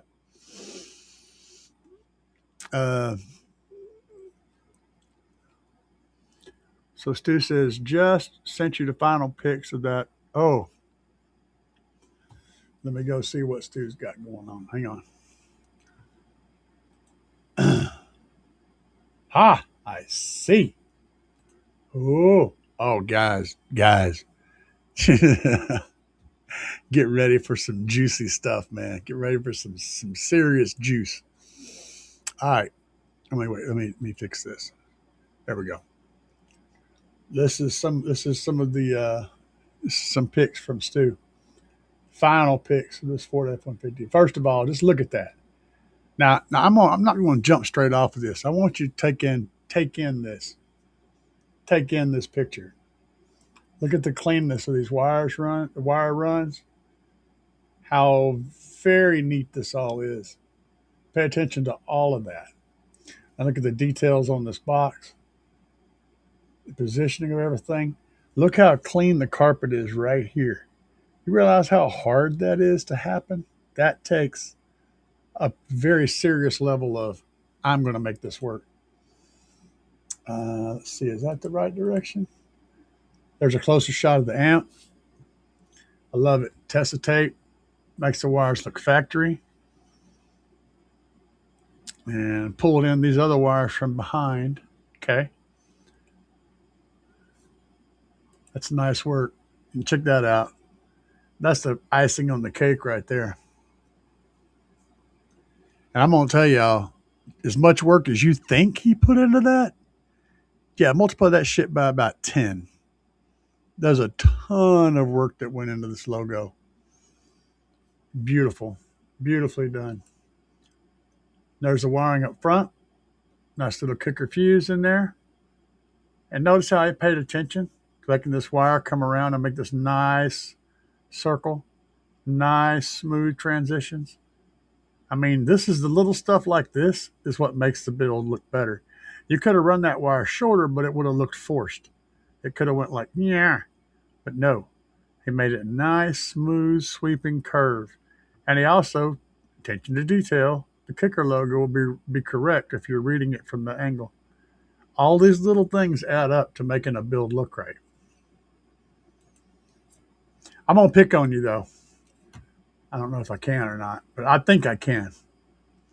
So this cover right here, I typically, if I'm going to use these, I typically cut out for the wire to go through it, depending on what the person that owns the vehicle wants. But if I'm doing it and I'm allowed to, I'll do a cutout so that the thing sits down on there flat. There's the F-150. And the easiest way to make that cutout is with a soldering iron. Just kind of burnt and melt a little bit of it down at the bottom so that it kind of sits different. That'll make the cleanest looking cutout. All right, we got our, look at him. See, he's got the papers in here. You don't want to get the floor dirty. That's respect for your people, your customer right there. I love seeing that. I love seeing that stuff. And notice how clean this vehicle is too. He's maintained this vehicle at a absolutely immaculate level while he's doing this work. This is a shit that separates, a general installer from somebody who's actually taking it to the next level. Is those types of details. Yeah, I saw what you said, Stu. That kind of stuff, it just depends on, like you said, what you can get away with. Let's see here. Was out jamming? Let me figure out where I was. James. Yeah, Cardio Obsessed said, me too, new channels. Yep. Heck yeah. You bring it every day. I do my best, man. I don't always have the greatest content. Sometimes it's just me living my life. But you know, my channel is called Car Audio Enthusiast. It isn't. This is all car audio information. It isn't unboxing channel. It isn't. This is just me. I'm a car audio enthusiast, and this is my life. It's mostly car audio related, which my life is mostly car audio related. But sometimes we make macaroni and cheese too. I mean, I caught that. It's a long story. See, he's telling me about the thing now. It was a modded console that was flashed back to stock. Shit was banned. It was banned. Don't let him lie to you guys. He was using the aimbot. He was doing the 360 aimbot. He was tearing people up. Headshots all over the place. He's trying to hide behind them. Headshot. Most of you guys don't have any idea what I'm talking about, but I guarantee you he does. All right, let's see. Stu's Custom Shop said, oh yeah, the kicker. Yeah, that was the setup. That thing's fire, dude. Looked great. Great work. But you already know if I see anything, I'm going to pick on you. Because here's the thing, whenever you do amazing work, all of a sudden your eye is forced to anything that's not perfect. Anything. So yeah, I have to pick on him. I got to give you something to improve. I mean, shit, you'd tear my build apart, dude. The build level that I do is way below what you do. Way, way, way below.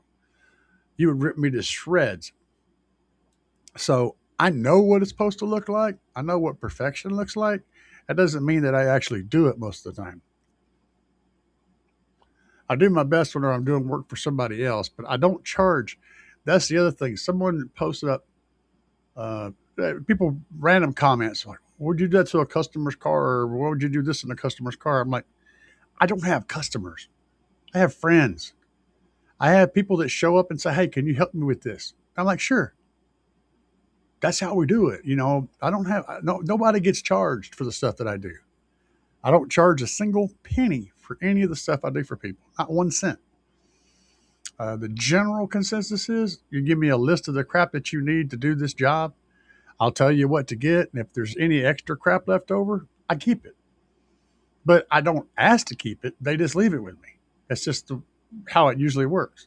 I pick up scraps of this and that and the other. And then whenever somebody else comes over and they need something else done, if I have any stuff in my scrap pile, I burn that first.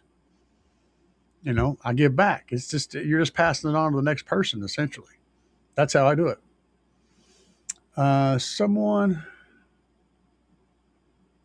Oh, yeah.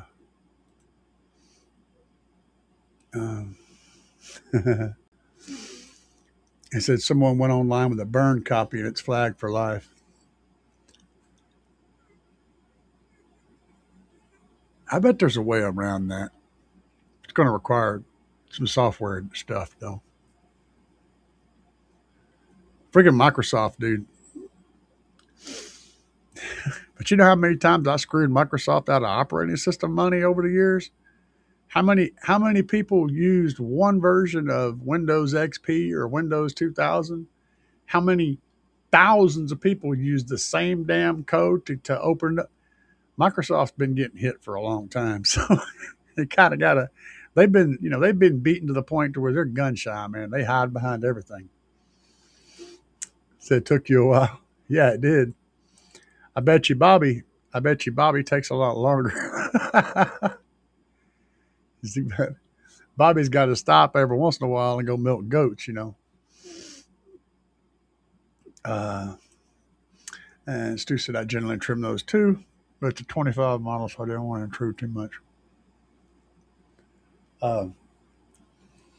But yeah, like I said, my trick is a soldering iron. You just come up from the bottom with the soldering iron, and when you get close to it, it'll start pulling away. You don't even got to touch it. You just get close, it'll start pulling away, and it makes a perfect little curve to fit down That's how I've always done it. Because the first time I did it with a pair of scissors or something, I mean, you can make a hole, but it always looks kind of raggedy if you look close. But the soldering iron trick makes a perfect little smooth transition that goes right over your wire. I bet you I just dropped that shit on you. You had never thought of that. When you go stew type build, calibrate your expectations to your budget. Hey, man,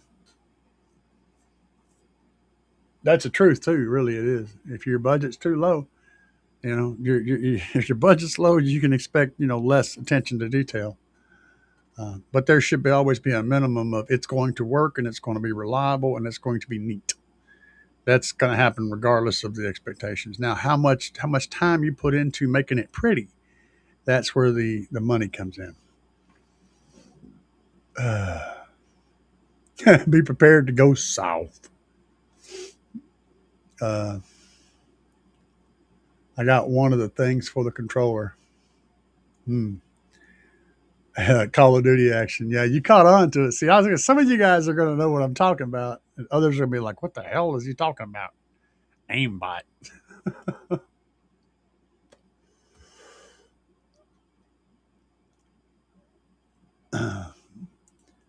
Yeah. Well, that's a problem. I mean, yeah. I honestly, I'm a PC gamer. I don't screw around with consoles, so consoles are always been locked up tight, and just kind of, yeah, it's kind of like a disposable computer, and I can game on this thing. I can play any game on this thing, and it can do things into the future that console won't be able to do. I can do things from the past that console won't be able to do. That's why I've always been leaned away from consoles and stuck to PC gaming. It's just I'm a PC master race kind of guy. Stu said, yeah, the shop life's a whole different ball game. Lots of decisions made every day that customers never know. Yep. And lots of overhead. Yep. And most of it's time and little bitty tiny things. That's the thing. It's little bitty pieces, little bitty pieces, man. He said you got it back online, but it was temporary. They caught you. Huh? That happens. I've been there. We used to run. If you guys are familiar with World of Warcraft, we used to run bots for World of Warcraft. I didn't run bots to make money. Well, technically, I guess I kind of did. I ran a fishing bot to make money, but to make game money. But one of my favorite things to do was to do PvP with bots. And I'm going to tell you, dude, a warlock in World of Warcraft that's set up on, I forget what it's not. There's the pet one, and then there's the boom, boom, boom one, and there's the curse one. I can't think of. Anyway, a warlock set up for curses that's running on a really good PvP bot is an absolute beast in a PvP battle. And I would turn that on and watch this warlock just destroy everybody. I got a kick out of doing that. It's like, why won't this warlock die? Oh my God. And me and my friend, we would play 2v2 sometimes and run bots. He ran on a priest, a shadow priest, and I ran on that warlock. It was an unstoppable combo, dude. But yeah, we got banned. We got banned several times. So I know all about that. Box cutter, yeah. That's what I used, a box cutter to kind of, but the soldering iron makes a really pretty half circle. That's the thing. You can do some good stuff. Also, when it comes to working, here's another tip. When it comes to working soft materials like vinyl, sound deadener, carpet,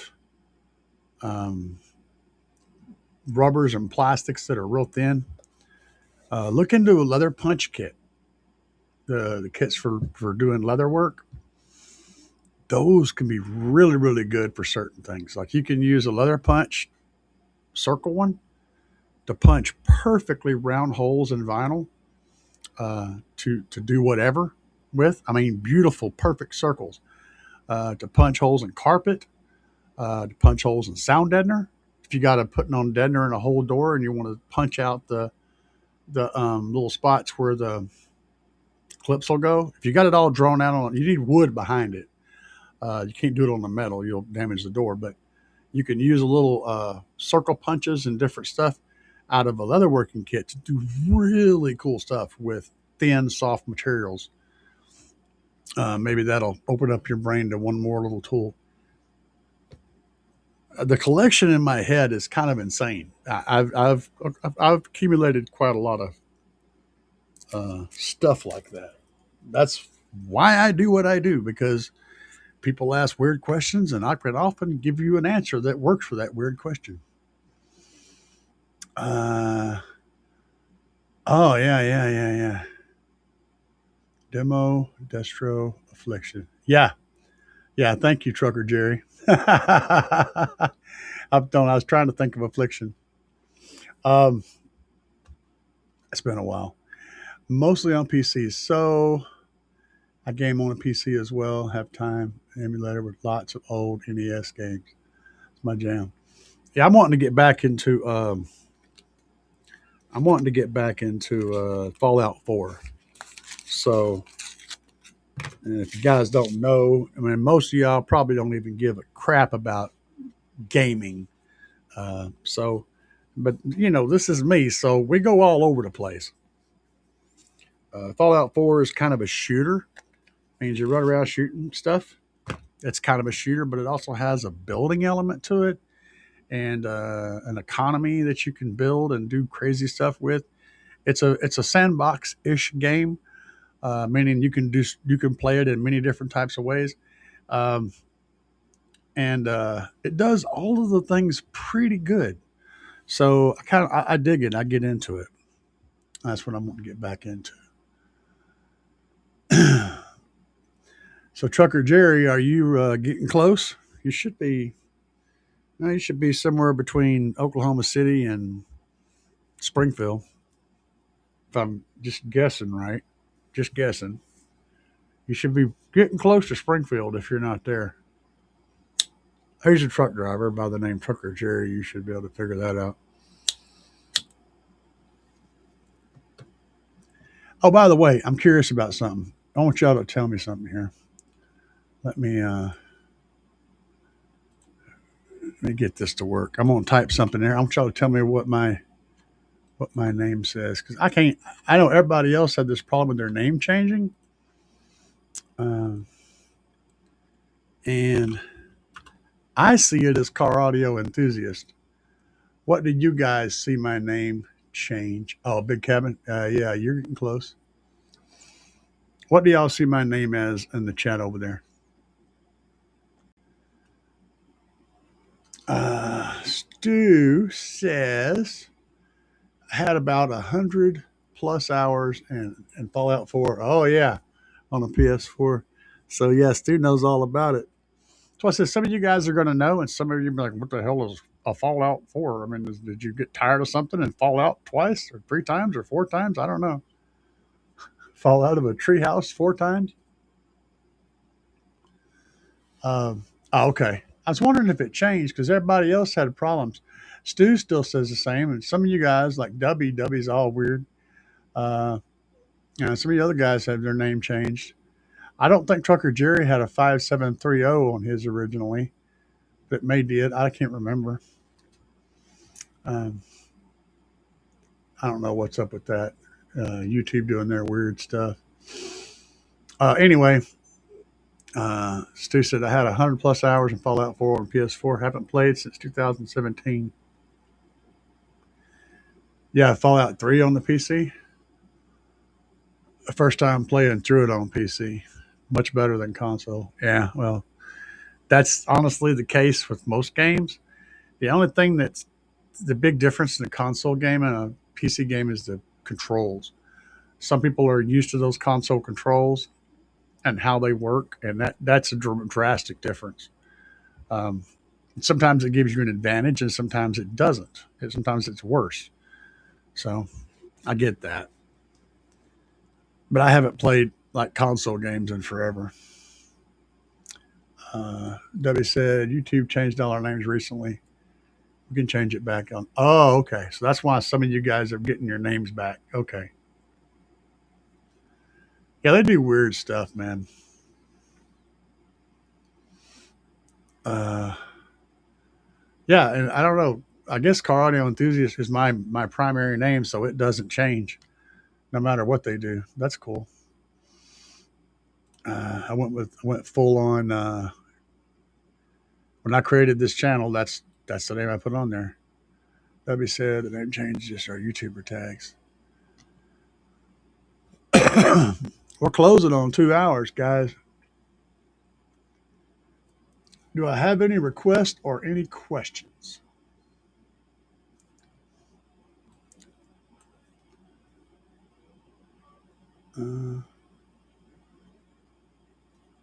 Oh, wait a minute. Yeah. Stu said I accidentally got used to using keyboard on Fallout while waiting for Xbox controller to come in the shop. Got the controller, got it working, and went back to the keyboard. For real, man. For real. All right, y'all, let's check out a song. I'm going to play a song. Give you guys time to think of something that you want to ask. This is one that I just uploaded a video for. You guys may not have heard it.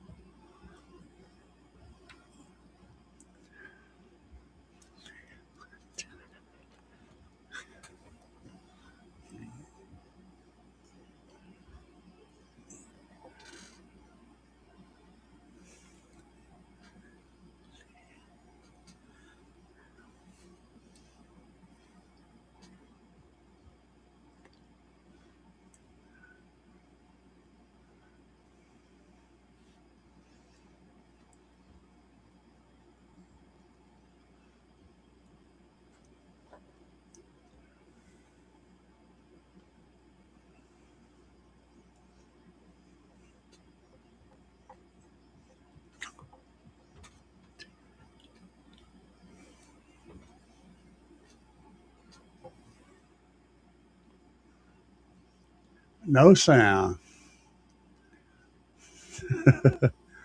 Well, hang on a second then. It's probably because I had the wrong thing turned on. I'm going to put the video on. Bear with me a second. I know you guys can hear me. That way you can see the words.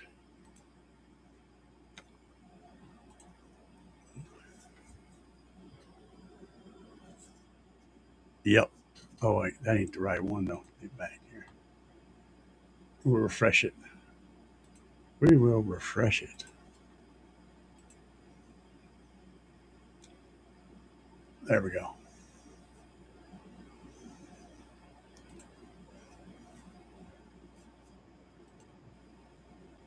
Hang on. Hang on. Hang on. Hang on. Here we go.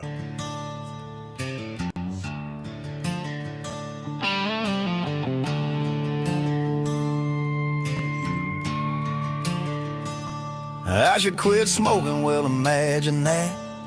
The doctor says I shouldn't eat fat. Smoking was cool back in '83. 4 square meals on a big food tree.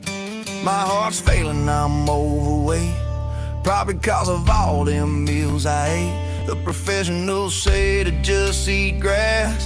Hell, they can all just kiss my ass. I'm gonna live until I die, taking chances, I'll learn to fly. Not gonna stop, I'm gonna try. Just gonna live until I die. I'm gonna live until I die, taking chances, I'll learn to fly. Not gonna stop, I'm gonna try. Just gonna live until I die. What they know now be wrong one day. What they knew then is hard to say. This is good and this is bad. I would've missed all the fun I had.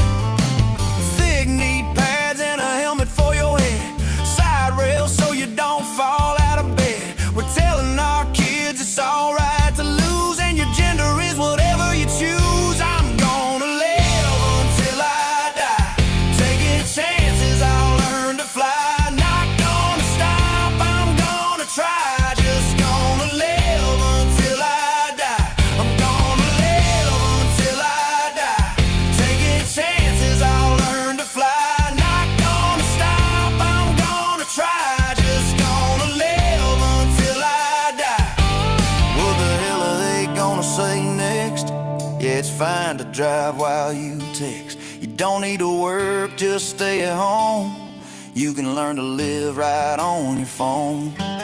Here's a trophy for everyone. It's safe inside, stay out of the sun. Don't climb a tree, stay on the ground. Mommy's gonna keep you safe and sound.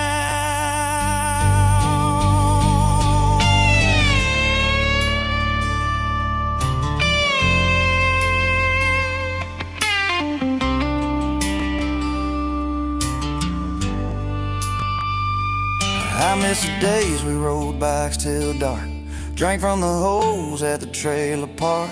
Now everything's danger, everything's wrong. Hell, they'd outlaw the words in this song. I ain't looking back, I ain't standing still. I'm gonna live my life how the good Lord will. If they don't like it, well that's just fine. I'll be me, and they'll be online. You gotta live until you die, taking chances, you'll learn to fly. Just don't stop, you gotta try. You gotta live until you die. You gotta live until you die, taking chances, you'll learn to fly. Just don't stop, you gotta try. You gotta live until you die.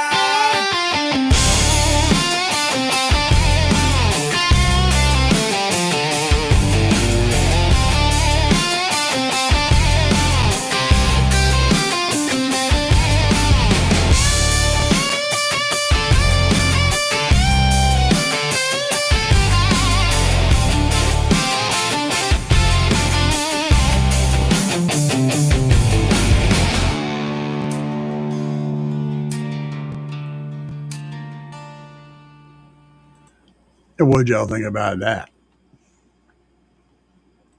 So, while I'm waiting on any responses I might get,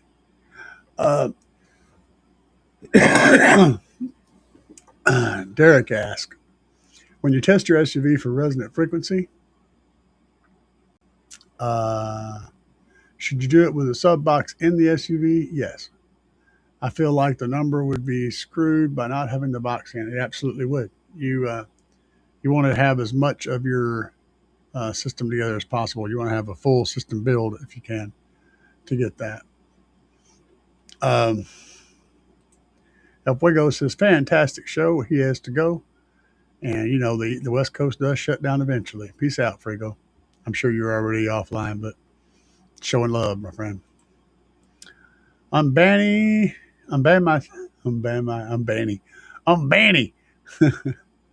Says the Black Widow's FS is 47.8. I lowered the tune on those cabs to 40. It's not as efficient, but I switch the boxes around when it warms up. Okay. Let's see here. Joseph wants to know when the Christmas song will be on Spotify.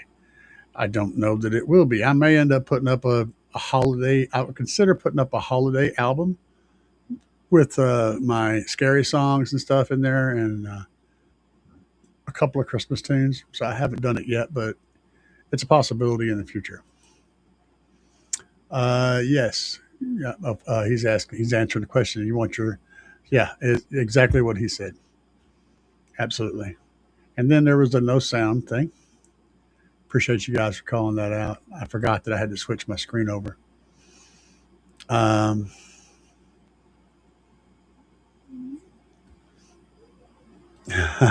Yeah. You got close, man. That was close. Oops.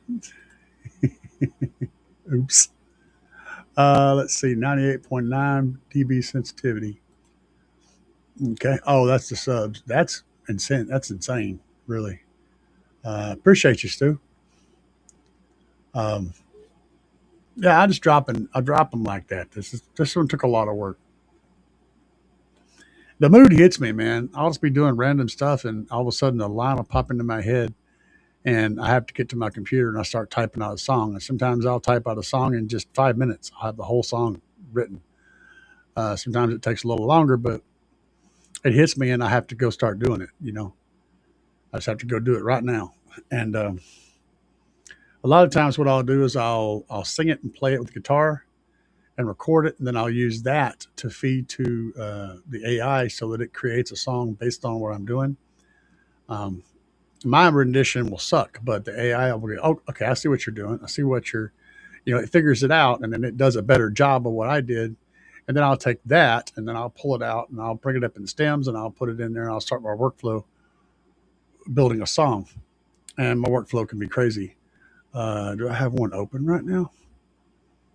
I don't have one open right now. I thought I had one open right now. I'll show you what it looks like, but give me a second. So let me open up an Audacity here. I thought I had one open. But, okay, like this song I've been working on. That song's got 8 tracks in it. So I'll show you. Hang on. 9 tracks. A whole lot of tracks. All right. We'll close that. I got my 2 screens back, man. Now I can do stuff. I can do all kinds of cool stuff. So let's bring up this other monitor here. That should, yeah. So once I export the tracks, I end up with what looks like this mess right here. And these are all the tracks in a song. So if I play the whole thing, it's not coming over the speakers. Let me fix that real quick. Play it back. No, that's not going to work. Yeah, it's not going to. I had trouble trying to do this before with this. I don't know which one of these is going to work. I think it'll be that one. I don't know. Let's see if y'all can hear this. You probably can't. Could y'all hear that? Let me know if you could hear that in the chat there. Because I don't know.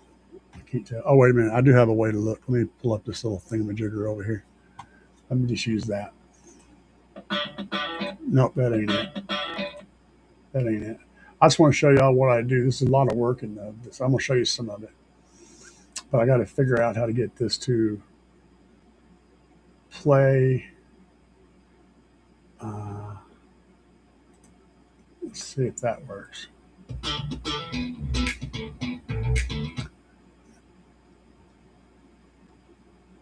You're probably hearing it over my headset. Okay. I'll go with that because I know it's mapping in a weird way. Okay, y'all are getting it. Okay. All right, so it was just a matter of where it's coming out for me. All right, that's fine. Then I can set this up to where it's coming out in my head. All right. So I'll set it up for my head.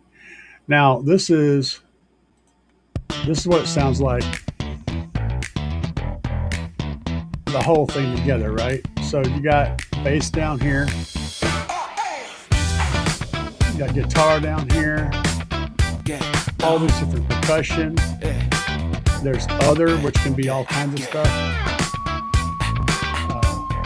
Vocals are all up here. So then I can go through and solo out, just have the If you vocals, wanna move, right? then drop that Could low drop in the bass. drums, If you could drop in wanna the bass. move, then drop that low bass. All right. Low So I bass. can show you what each one of those things sounds like individually. But what I have to do to rebass a track or to drop the heavy bass in a track is I'll take this track, this is the bass track, drag it down to the very bottom of the pile, and I'll go back and I'll grab the drums and drop them down here. It helps me line stuff up. So then I zoom in a lot. Okay, I go down here and I can look at bass notes. So this, if I start playing, we just solo the bass. All right, so these two notes right here, that's two separate notes. So then I can select that, hit the analyzer, plot spectrum, and right there I can see this down here. It's a 72 hertz. So I know that's 72 hertz. And if I was going to rebass this track, I'd be looking at half of that note. So 31, 36, be a 36 hertz note. So then I could lower this note to 36, or I can come below, which is what I normally do. I go down here and I add a stereo track, and then I have that note selected. See how that's created there? So I'd come in here and I'd make a little space like that, and I'd come up here, go to generate tone, then I'd do 36 hertz, 36 hertz, and it would generate it here. And then when I got this on solo, if I turn that off, you won't hear any of this other bass, but when it gets to that, you will. So listen. All right, so let's unsolo that. Let's just mute that one. There we go. So just play that one note right there is all it was. And you guys would probably be able to hear that if you got headphones. But I literally have to go through and rebuild all of this the same way. And that's a long process. Now, can I just rebass this part down here? Sure. I can click this whole track and then go to effect and go to pitch and tempo and change pitch and see where it's sitting on B6 right now. I could drop that to B5, and that's going to lower the whole track an octave. All right, we'll have to let that run for a minute. This will sort of work. This is what a bass restorer does, or like a bass processor. Any of those things that you want to do, this is one of the things that they do, is they'll lower it an octave. But if it won't lower an octave and stay in the safe zone, then they'll change to a harmonic of that note. Instead of lowering it by an octave, they will lower it part of an octave to the next lowest, to the harmonic that's close as it can be to the range that most subwoofers can play. Now, this is what happens when you lower that whole thing an octave. So if I play this track again, now all that bass is lower, right?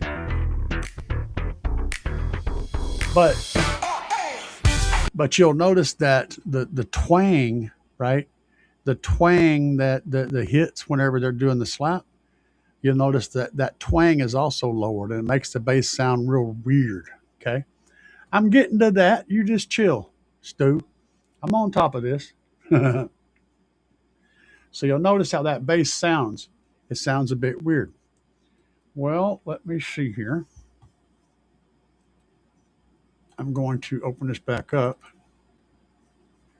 and I'm going to drag in the bass track again, but it'll be unaltered. Okay. So now we've got the unaltered bass track down here. So now what you can do is steal part of this track. So we just go to effect, go down to filters, do a low pass filter. Remember that was like 36 hertz. So let's do a low pass filter at say 50 hertz. That's probably low enough to cut all the twang out. And oh, wrong track. Let's back up. Edit, undo. I want to do it on this track. And it looked like 50 hertz cut a lot of. Well, it would have because it hadn't been lowered. I mean, my brain is doing things faster than my mouth can do it. So let's do it here. All right, now see we've got ourselves a lowered volume level, and you come down here, and we'll do an effect on this one. This one will do a high pass for like 200 hertz. It's probably plenty fine to get those twangs. See, there's all the twangs. So now I want to take this one, its volume is reduced, and I want to do a amplify effect on it and pull it up 4.5. That's pretty close.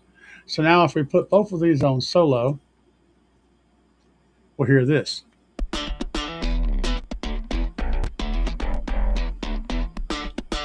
See, it sounds mostly like it's like a slap bass, but at a lower octave.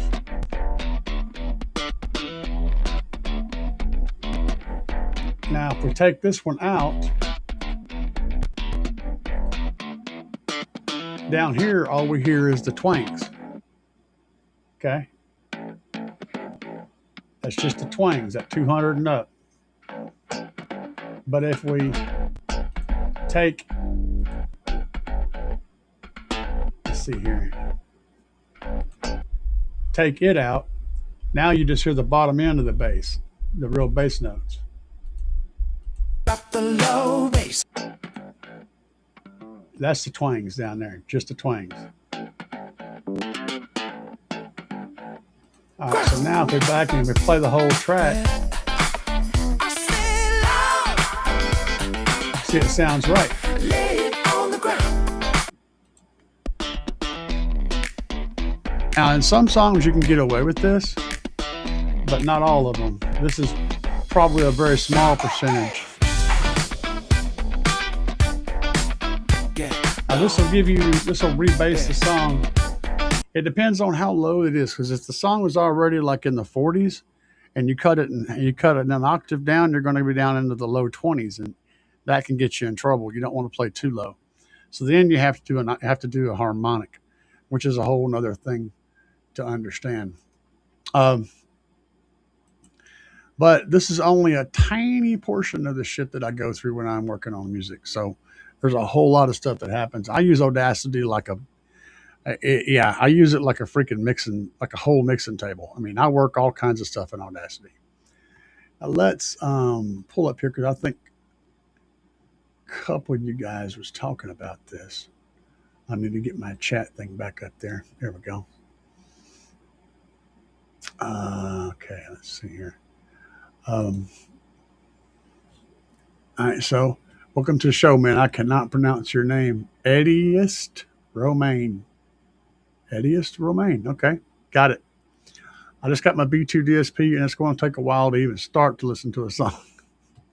Yeah, you got some learning to do, man. But trust me, it's good learning. It's good learning. A couple of YouTube guys, yes. A couple of tuning guides, sure. Yeah, I've actually got a couple here and there. The DSP app for Android, yeah, and that's what you want to use. It doesn't work with some apps like Spotify. I don't know. Play that funky music. Yeah, Stu, that's so the way I created this track was by using Play That Funky Music, White Boy. I pulled a few bits out of it, and also Laid Back, Ride the White Horse. If you know that song, you wanna ride, ride the white horse. Get that one? Yeah. So I used that and both of those two in conjunction to get this bizarre ass song, and a whole lot of crazy mixing and reprocessing and mixing. It's fun. It's a lot of fun. Stu says you can high pass your bass guitar track as well, and let the rebass track fill that spot. Yep, you can. Depends on how you're doing things. It's a whole lot of stuff involved, man. There's a million ways that you can slice this pie. It's just think of it as a pizza. You can cut it thousands of ways if you want to, and you can do all sorts of cool stuff with it. Um, Box design. Oh goodness, there's a bunch of those. I use. Hang on a minute. Let me close this. No, I don't want to save it because I did crazy stuff to it. Let me close that and get to there. This is my box. I use this thing. I use it all the time. It's free, and that's what I do. It's not the best, but I like it. I'm used to using it, and I can get the information that I'm wanting to get. Oh, you guys can't see this. There you go. I can get the information that I want to get from it, and it does a good job. And this is Subbox Pro. It's free. It's limited on power, but it can do the stuff that I need it to do. Let's see here. Key. Okay. Yep. Yeah, Subbox Pro. Yeah. And then Stu says the key with WinISD is to enter the air quality settings for your area. Quality? Air quality. Enter the air quality settings for your area and use the help section for information. I'm wanting to think he meant quantity. Now, Stu doesn't typo very much. That's why I'm debating on whether he actually meant air quality. Do you filter that air? Got to filter that air. Stu, I won't mess with you, man. Can you shape any? Can you do any shape or size in it? Yes, mostly. Mostly. I mean, you can't do like a guitar shape. You'd have to figure that one out. But it's going to give you general perimeters, not specific dimensions other than that port area and length. And that's where the using your brain comes in. You got to use your brain along with it. Any software is going to have some pretty generic stuff. So using your brain, there's the software to get port velocities is one that I wish I had, just the ability to measure port velocities. But I have a good eye for it. I kind of know about how much port area to have, so that kind of gets me past it. And there's also some simple calculation tools to calculate port size, like port area. There's really good. You can use this for that, but you can also use this website to do lots of things. So it has a ton of tools. Each one of these bars is a tool. Has a ton of tools. If you know what you're doing to start with, you have to have some clue what the hell you're doing, or this won't work for you. You can use this to calculate port length for a square port or for a slot port. Got the volume calculator, which that's something I do with just a calculator.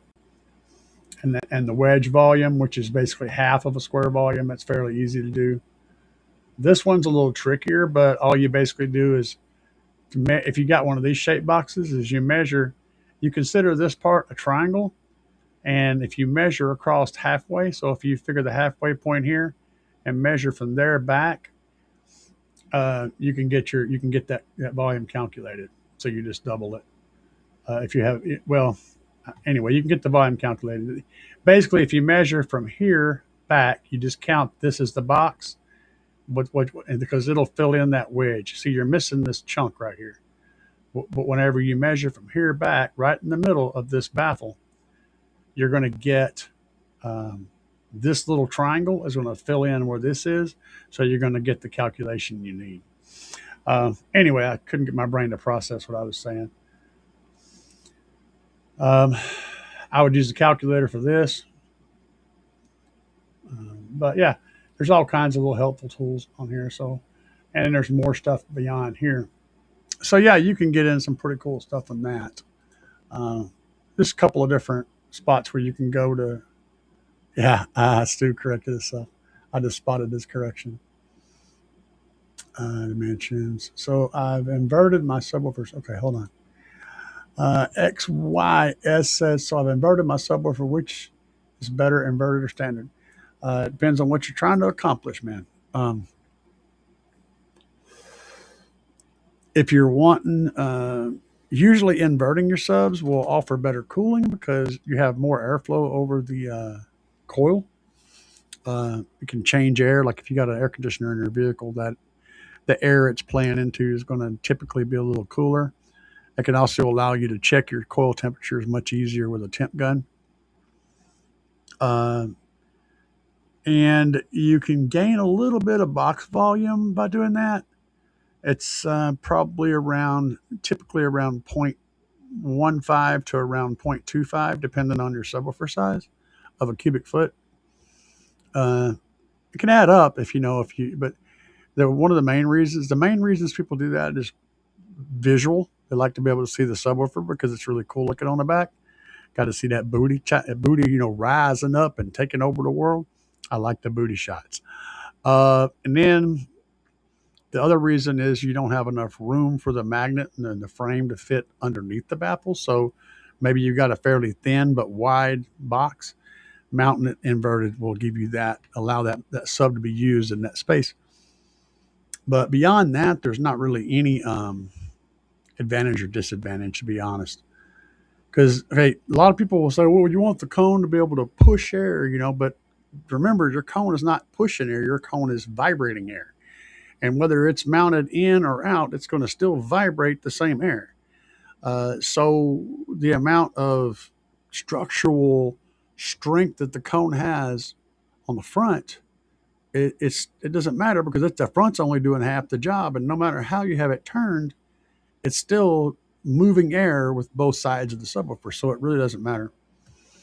Another thing that might possibly be an effect is you may get some noise off the back of the sub from the cooling vents being activated to keep the coil cold.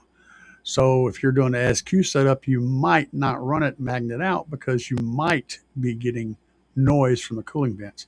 However, most of the time, you're not going to hear that.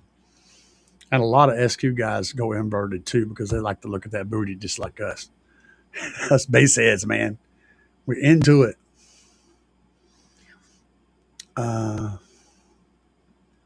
Okay, let's see if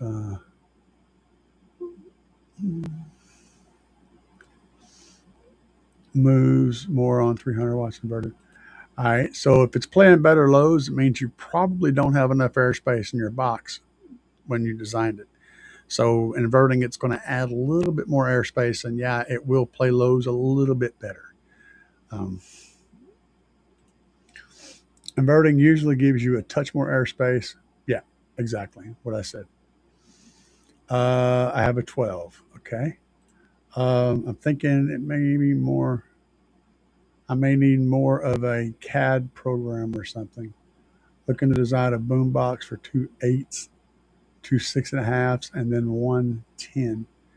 No, you just need to think. You need to break it down into pieces, man.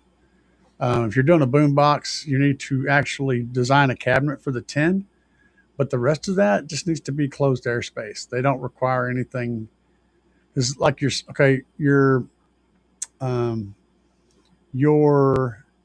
8s and your 6.5s are probably designed to play in the door of a vehicle. And so they're designed at 0.707 or around 0.7 QTS. So they're going to, whenever you put them in any enclosure, they're going to be able to play even without an enclosure, without destroying themselves. They don't need an air cushion to ride on like the subwoofer does. So you've only got to worry about designing the subwoofer enclosure part. The other parts, you just need a baffle of some kind. You can use any shape or size around them, and you'll be fine.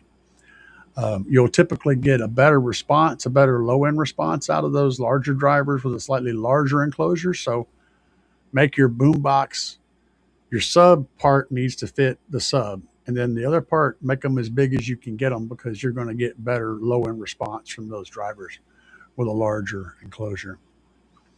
So yeah, that's all you really need is design it you're just designing for the 10 or 10 or 12. Yeah. You just need to design one sub for one box for a single sub inside there or however you're doing it. Let's see what's Play around with swapping the polarity. Okay, yeah. He's back on that one. Let's see. SketchUp. Okay, so you're trying to actually build it out. Yeah, that's going to be CAD or SketchUp. Yeah, SketchUp would work. SketchUp or CAD. Yeah, that's the kind of shit you're looking for. You're looking for some expensive software. So, SketchUp's. No, I don't think SketchUp's expensive. But SketchUp might be free. I don't know. I haven't messed with it. Yeah, grandma's lamp cord. Hell yeah, grandmama's. Yeah, definitely a Steve Mead watcher here. That's what Steve always calls it, grandmama's lamp cord. Hell yeah, bro. Mechanical noise. Yep. Is there a pedal for 12? There's a pedal for 12 over a 15? There's a pedal for 12 over a 15. I am reading that correctly. I had to make sure I read it right.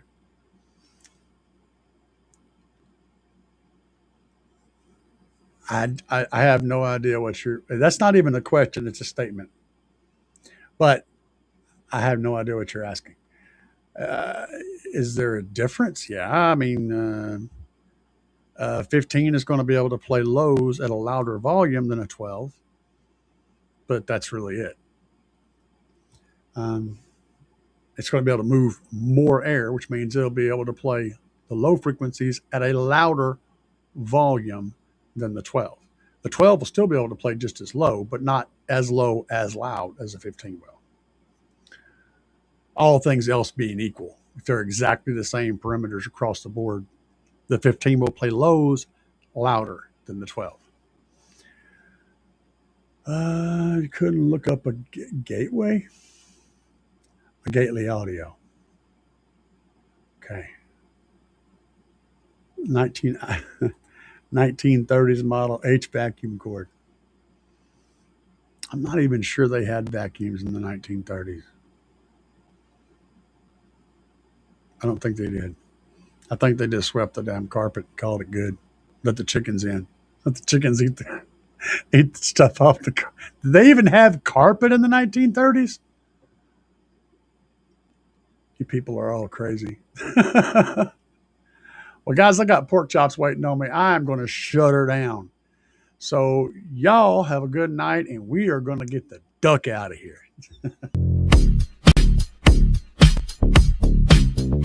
Yeah.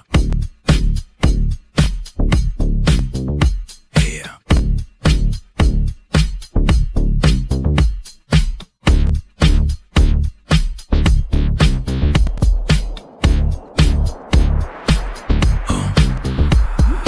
Out here banging up and down the street, slamming it to the ground. Big subwoofers are getting loud. You can feel the booming sound. Getting ready to go. Got it shined up for the show. Hours charging, amps are amping, gonna let the woofers blow. Another one bites the dust. Another one bites the dust. And another one goes, and another one goes, and another one bites the dust. We got more at home. Another one bites the dust.